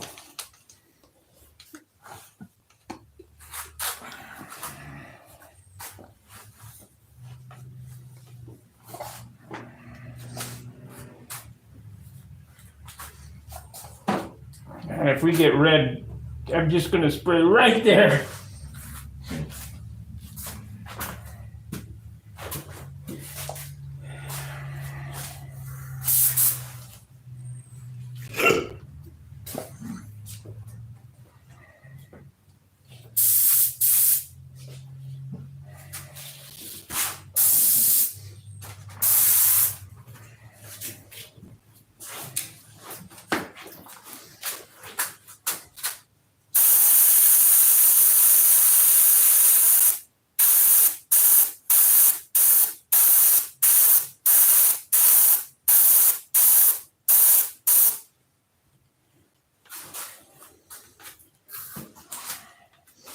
So be gone. Yeah.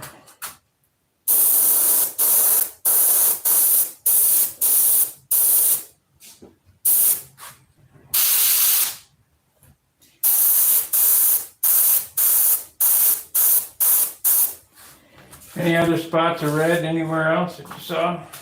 Yeah, them little tips, but that takes some masking and all that.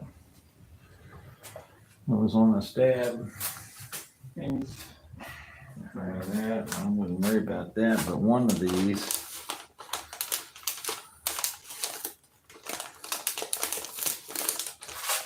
I'm not gonna worry about it. It's close enough. Can't see that. I think it's the other side.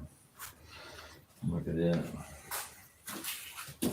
Close enough. That did take some tape and masking. I'm not gonna worry about this one either. Okay. You're not worried about it, neither am I. Just a spot I saw.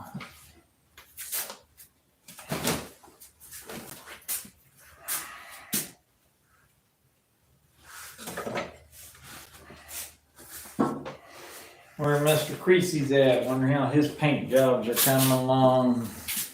$1.38. Whatever. Hey, when you're on a limited budget, you try to do whatever you can, but that mixing and matching stuff just never ever worked for me. And it's a shame to get all the way through everything, be into the paint job, and then have a problem right at the end of the paint job and put all that work down the tubes. The only thing I know of that might need touching is when you take your weight box door out and these wheel door covers out, the edges down in there. So that can be done with a brush anytime. I already did that on this.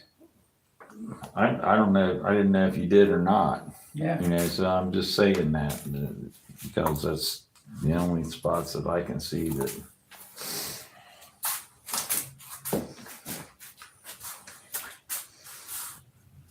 Maybe not. I thought I did. That doesn't matter. It could be done anytime. You don't need clear on it. All you need to do is so you can't see it at an angle and see a different color down in there. The color dope is just as fuel resistant as the clear is. Which is none. It's resistant. It's not fuel proof.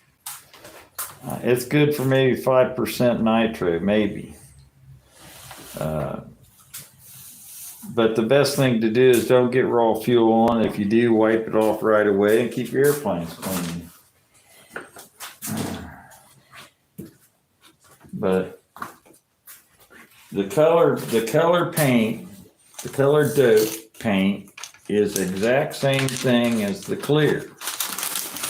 There is no difference in how fuel proof it is. One has pigment and one doesn't. Correct.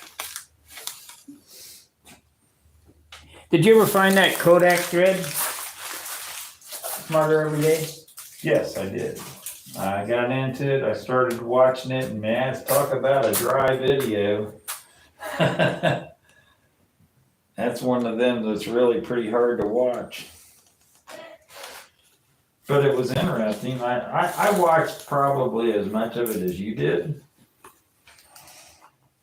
Because from what you were explaining to me when you were telling me about the site and what you saw and all that stuff, I saw all that. So, Well, I watched the whole thing, but Yeah, and they had the big mandrel thing in there with the point on the end of it and how they screw it down through there and it gets hotter and hotter and hotter and it's heated and it was pretty interesting, you know, the process of making film.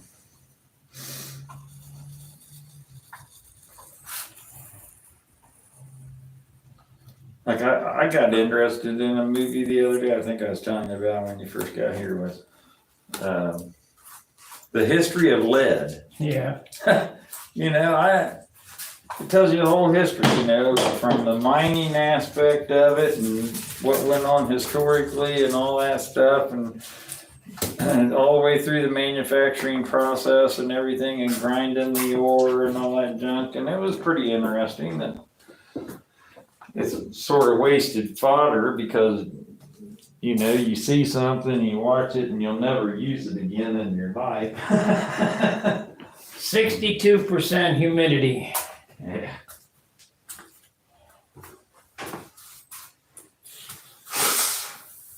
Need an air conditioner out here. Suck the humidity out and throw it outside. Yeah, that's the only way to do it.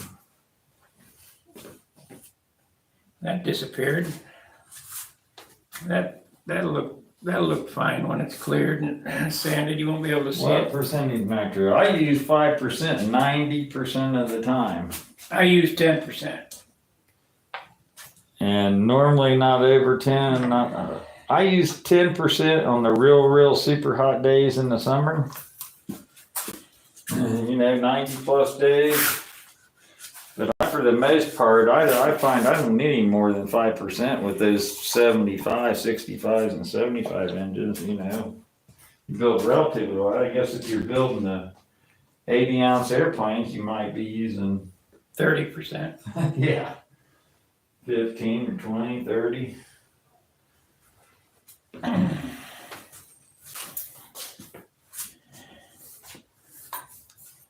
The 5% in this springtime weather and late fall weather and stuff like that, you don't need no more than 5%. Charles last night on the hangout was talking about Stalker 81 or whatever, so much power.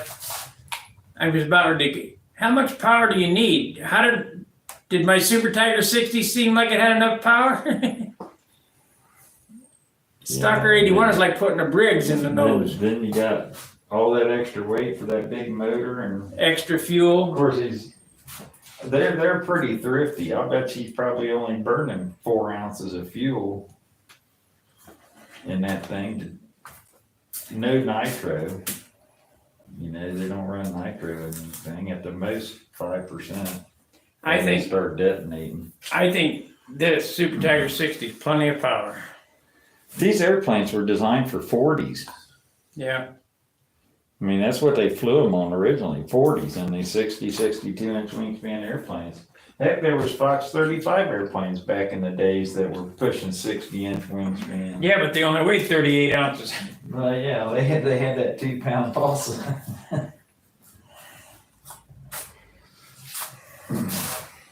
You know, it looks like I could probably fix this one here on the tip. The one of them's sort of ratty looking. It's not straight across it or something. If you just drop that down, that'd serve two things. That'd touch that corner and then straighten that line up. Yeah, I could do that. We can do that.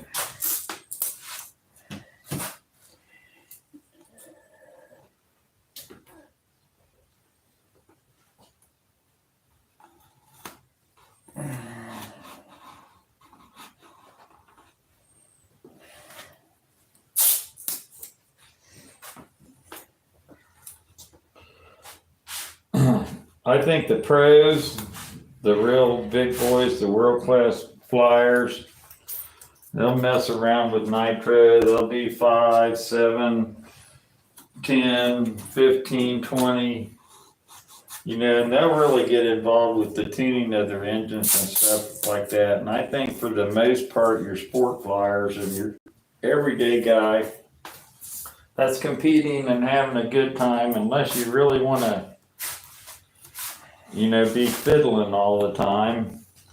Well, there's plenty of fiddlers out there. You know, yeah, there's a lot of guys that just fiddle. putzing. The scale guys are the I'll tell worst. you what, the past 4 years, I bet you I haven't turned my needle valve more than an eighth of a turn. 3 or 4 times in the past 4 or 5 years. Well, through practice and everything else. You see these guys, they get up there and every single time they start that engine, they're turning that needle valve a turn or a half a turn to 3/4 of a turn or whatever, back and forth, back and forth, back and forth, and they end up in the same damn spot. They're fiddling around with all sorts of different kinds of fuel and stuff.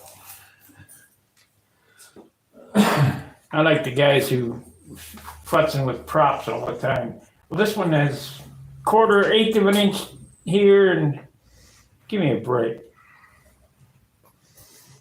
I mean, the only guys that are really gonna benefit from that, guys, are the top 5 guys in the world, that are really getting down into the nitty gritty of things. I don't think it makes a difference. Myself. I think you could probably get along without doing all of it, but you can take this, it's a hobby. You can take it as far as you want. You can go all the way into where you're getting into engineering and, airfoil shapes and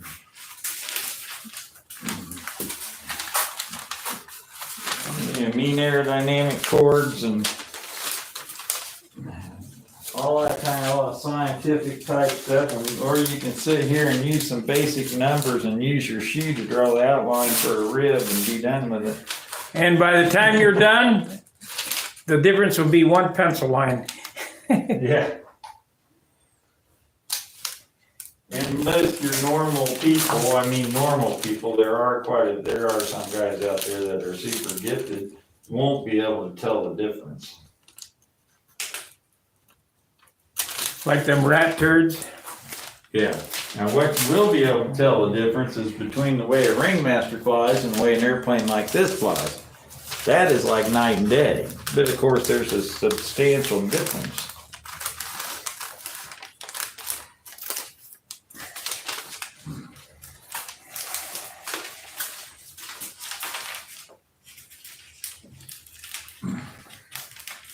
And you can tell how an airplane flies that's got a really blunt leading edge, opposed to one that's sort of semi-blunt.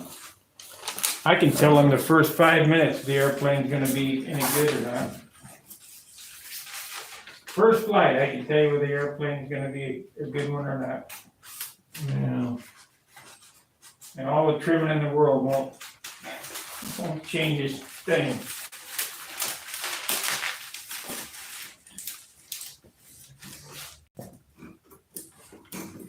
I had an airplane didn't fly worth a shit when I first took it up, but after I trimmed it out, it turned into a pretty nice airplane. Okay.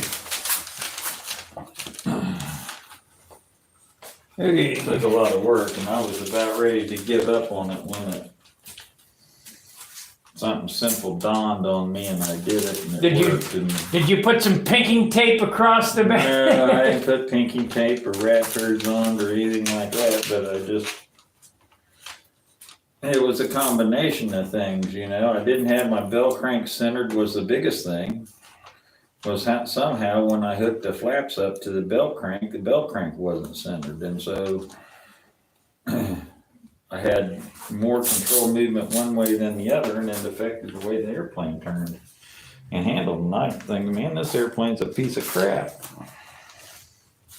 Well, once I figured that out and tweaked it, I said, oh, there we go.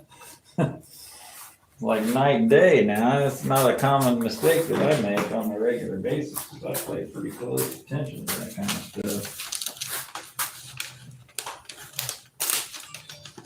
Uh-oh.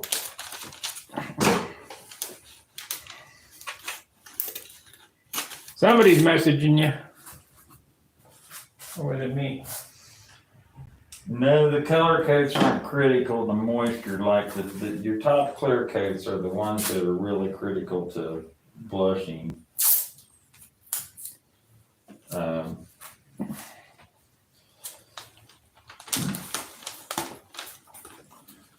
You can have blush and all the base coats and it doesn't really do much of anything. Just once you shoot clear on it, it'll.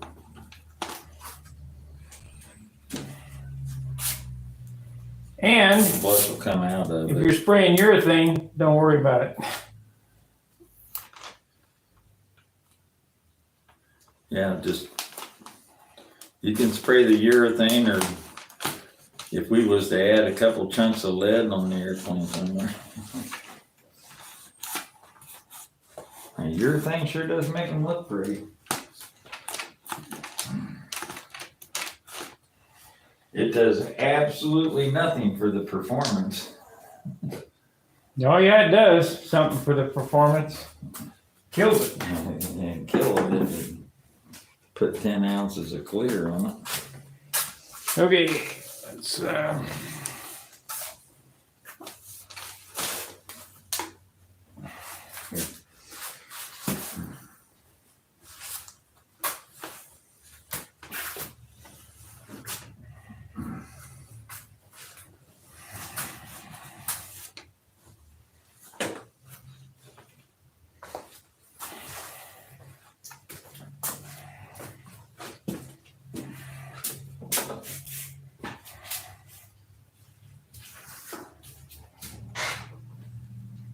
well, that's right, I wanted to ink all the checks. So I guess I gotta do something. I wanted to outline all them checks.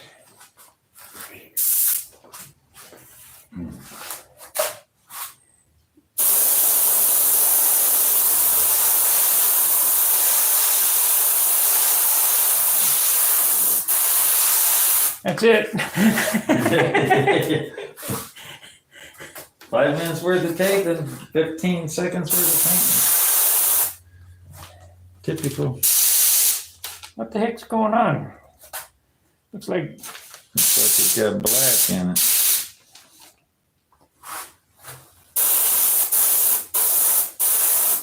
I might have to hit that with white now. that'll be fine. It'll be fine. I don't ever worry about blushing on an airplane until it comes time to clear coat it. What do you think? Would be okay?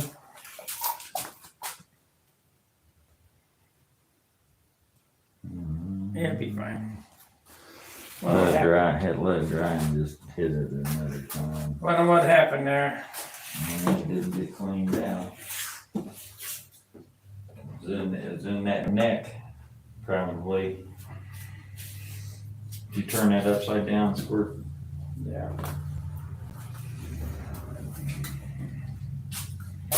Shit, my sodas are still out. Oh well. It's cool in the garage here. I drink them right out of the box out here. What do they say? Just a clear coat question. What is a good humidity range for clear dope? 40%. Or less. Yeah. It's 0 would be really nice. And when you start getting in the 40% range, you better start thinking about adding retarder to it, or add retarder to it. Anything above, say, 30. Add a little retarder to it. No more than 10%. No more. I seen a guy do 50-50 thinner today. He can do it all he wants, but I'm not going to. I'm not going to ruin all my lines and have them all milk together. And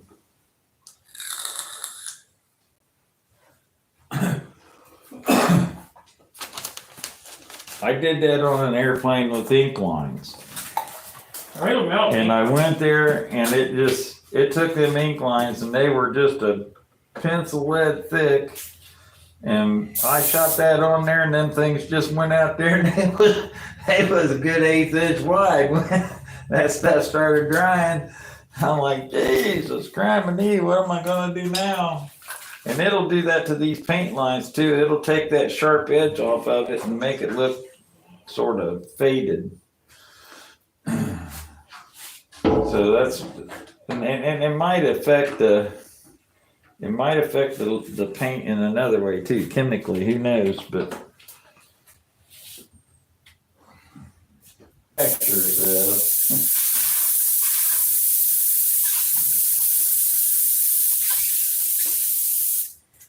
see where it came from. There's a little brush over there, Sparky, hanging up on one of them hooks right there. Or there was one.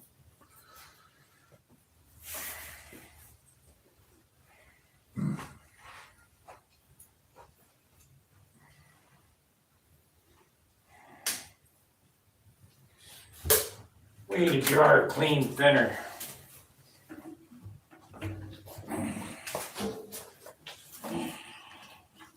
Well, let's find us a little, is there a little jar over there somewhere now? Trying to clean Got it. a little jar of tartar over there. I do have a little mason jar in my. Here's one.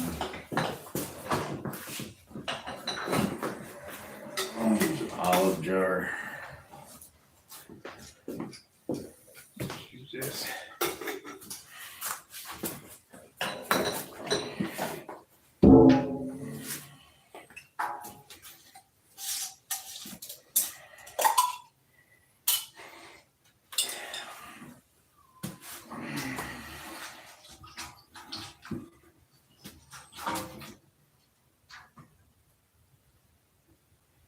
It's about empty.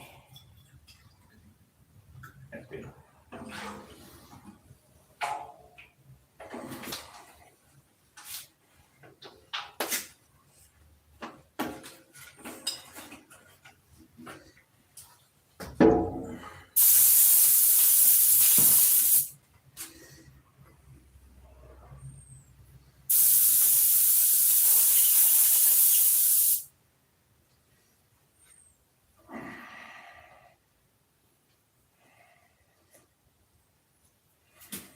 See, I see red paint coming in there.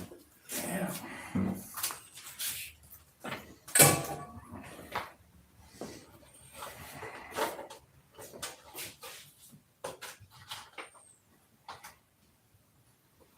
You got KC lights on your airplane?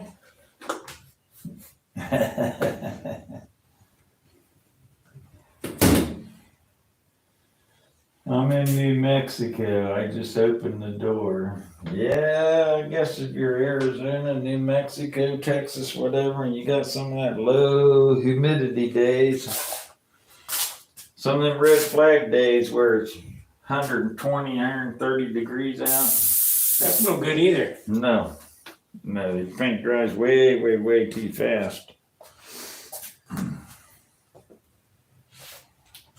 That's when you want to use retarder just as bad, just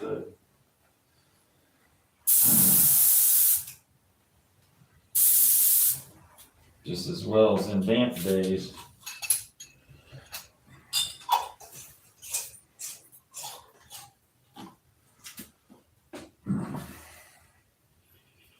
Everything's a compromise. It's all compromise.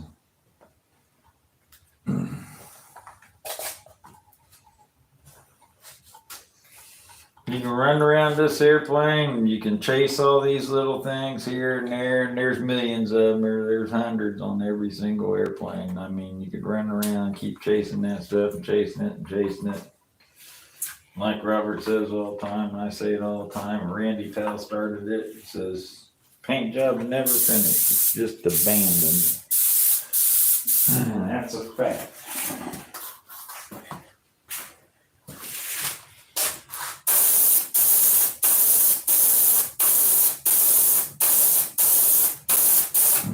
That's red enough now.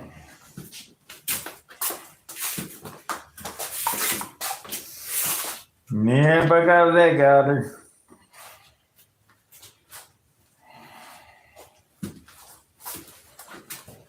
I'm starting to get hungry. You getting hungry? You bet. What are you hungry for today? We're gonna do Taco Bell, I think. What do you think? It's all right.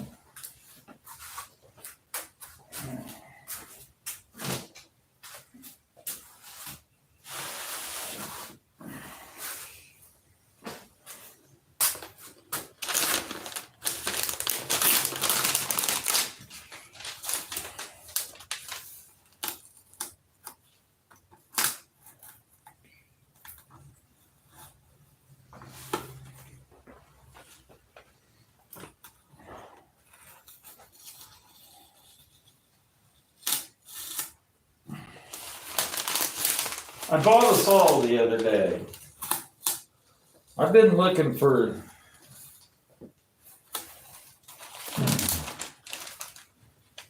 those little fine saws that we use, and I can't find any anywhere. Zona saw? Zona saws. Local anyway. I haven't tried on mine. And I was just happened to be at the Menards, and I found the saw that Irwin makes.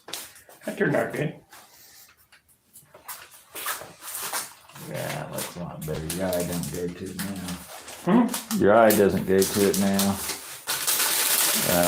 But I found a saw that Irwin makes. It's got a real thin, flexible blade, almost like a Back saw? Zona saw. It's a back saw, but it's one with the finest teeth. Now, I haven't tried it. You know what? I might as well fix this side too now. I'll do it before we go to lunch, and then that way it can dry while we're at lunch before we wipe this thing down again. But it's got finer teeth on it than any of them I've seen to date. You know what I mean? Most of them's got just too coarse, too aggressive teeth on them.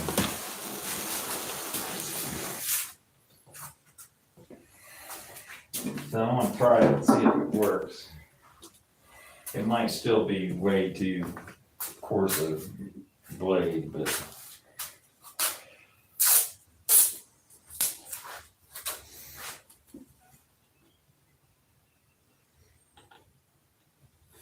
This is ridiculous.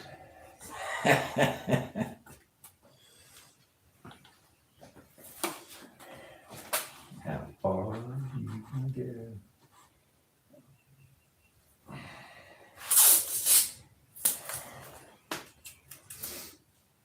What's a good prop?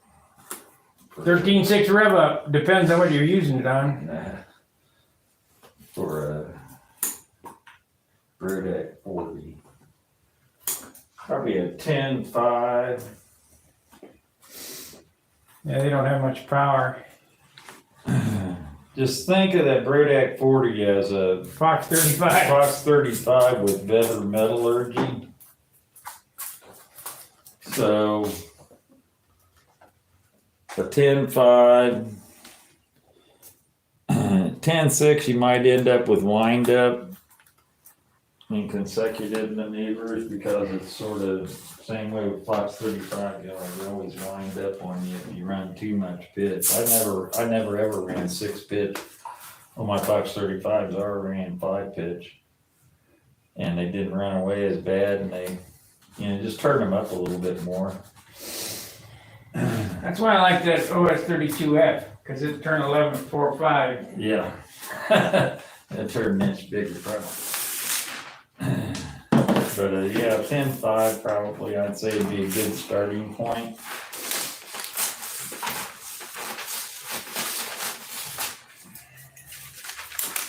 Are you gonna run that in that LA heat? Is that what you're talking about?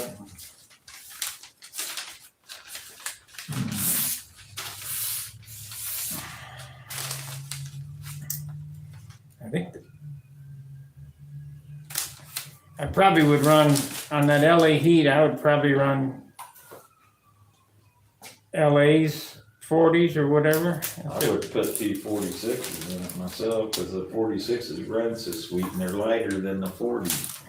But that's 92 cubic inches. Isn't the 90 cubic inches the limit? I think so. 90 cubic inches. Yeah, isn't 90 the limit? Yeah, I think so.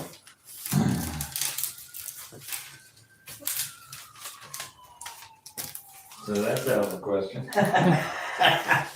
I think there is an engine limit size for maximum displacement.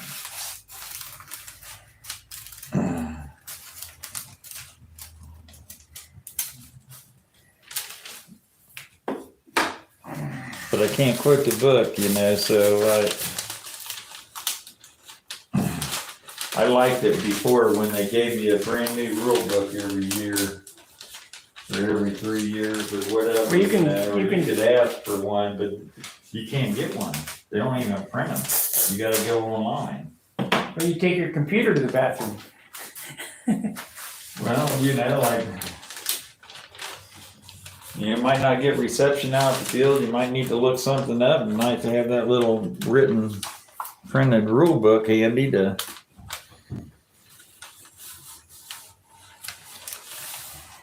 Somebody can see it written down in ink. You know? Harley Davidson started doing that with the service manuals. No book, online. Well, what the hell am I gonna do? Take the computer to the bathroom with me?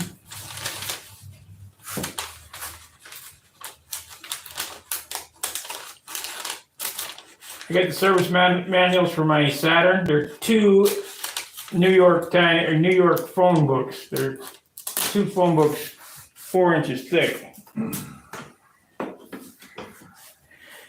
The change in the clover leaf. The change in the clover leaf is instead of starting at 38 degrees and starting your first loop from 38 degrees, you start your first loop from 5 foot, 4 to 6 foot off the ground. Pull up into a square loop. Straight up, like a square loop. First turn of a square loop is straight up past 38 degrees, and once you get past that, then you gotta figure out where you're gonna start that first loop at up there.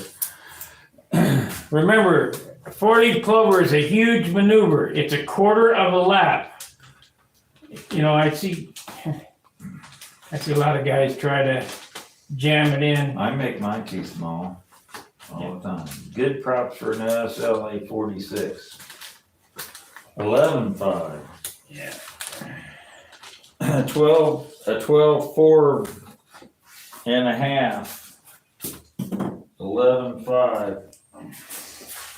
I don't hardly ever run 6 pitch on anything anymore. Never ever run a 6 pitch. Always running 4 pitches or 4.5 pitch or 5 pitch, somewhere around in there. 4 and 4.5 pitch a lot of times, because we're turning the RPMs up on these motors, and they're in the more better power band for the motors, and that's just their sweet spot, and they like to run there. So why not run them there? You know why?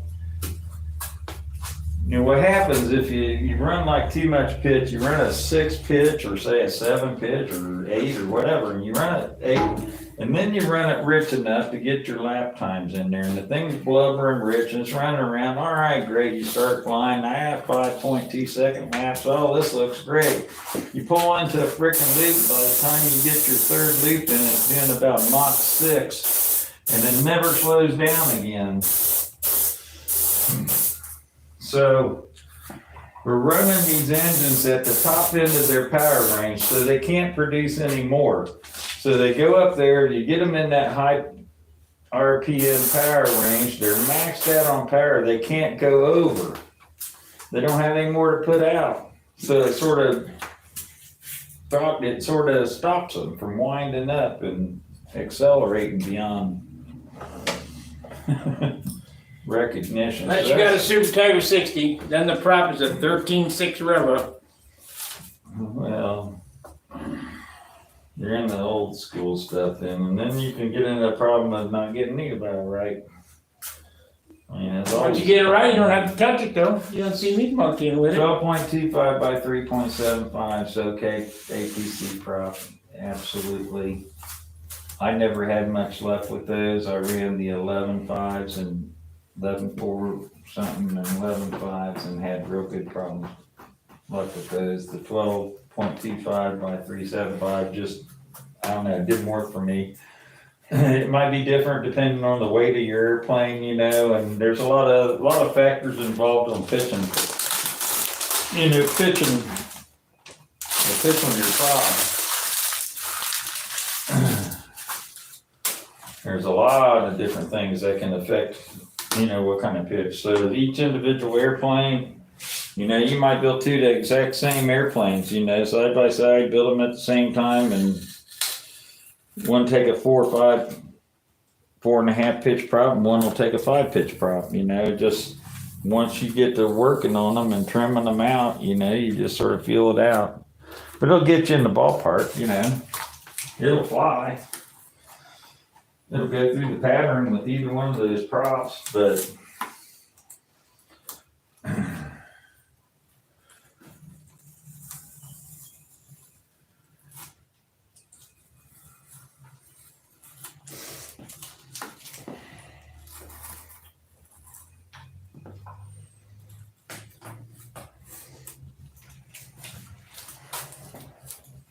Close enough. Close enough for who it's for. All right, guys, thanks for watching. We're gonna go to lunch. And we'll be back after lunch and do something. Thanks. I'm hungry. Thanks for the super chat. Is it 1 o'clock? No, 12. 12. Thanks for the super chat, and we'll see you after lunch. Let's go, Brandon. See ya.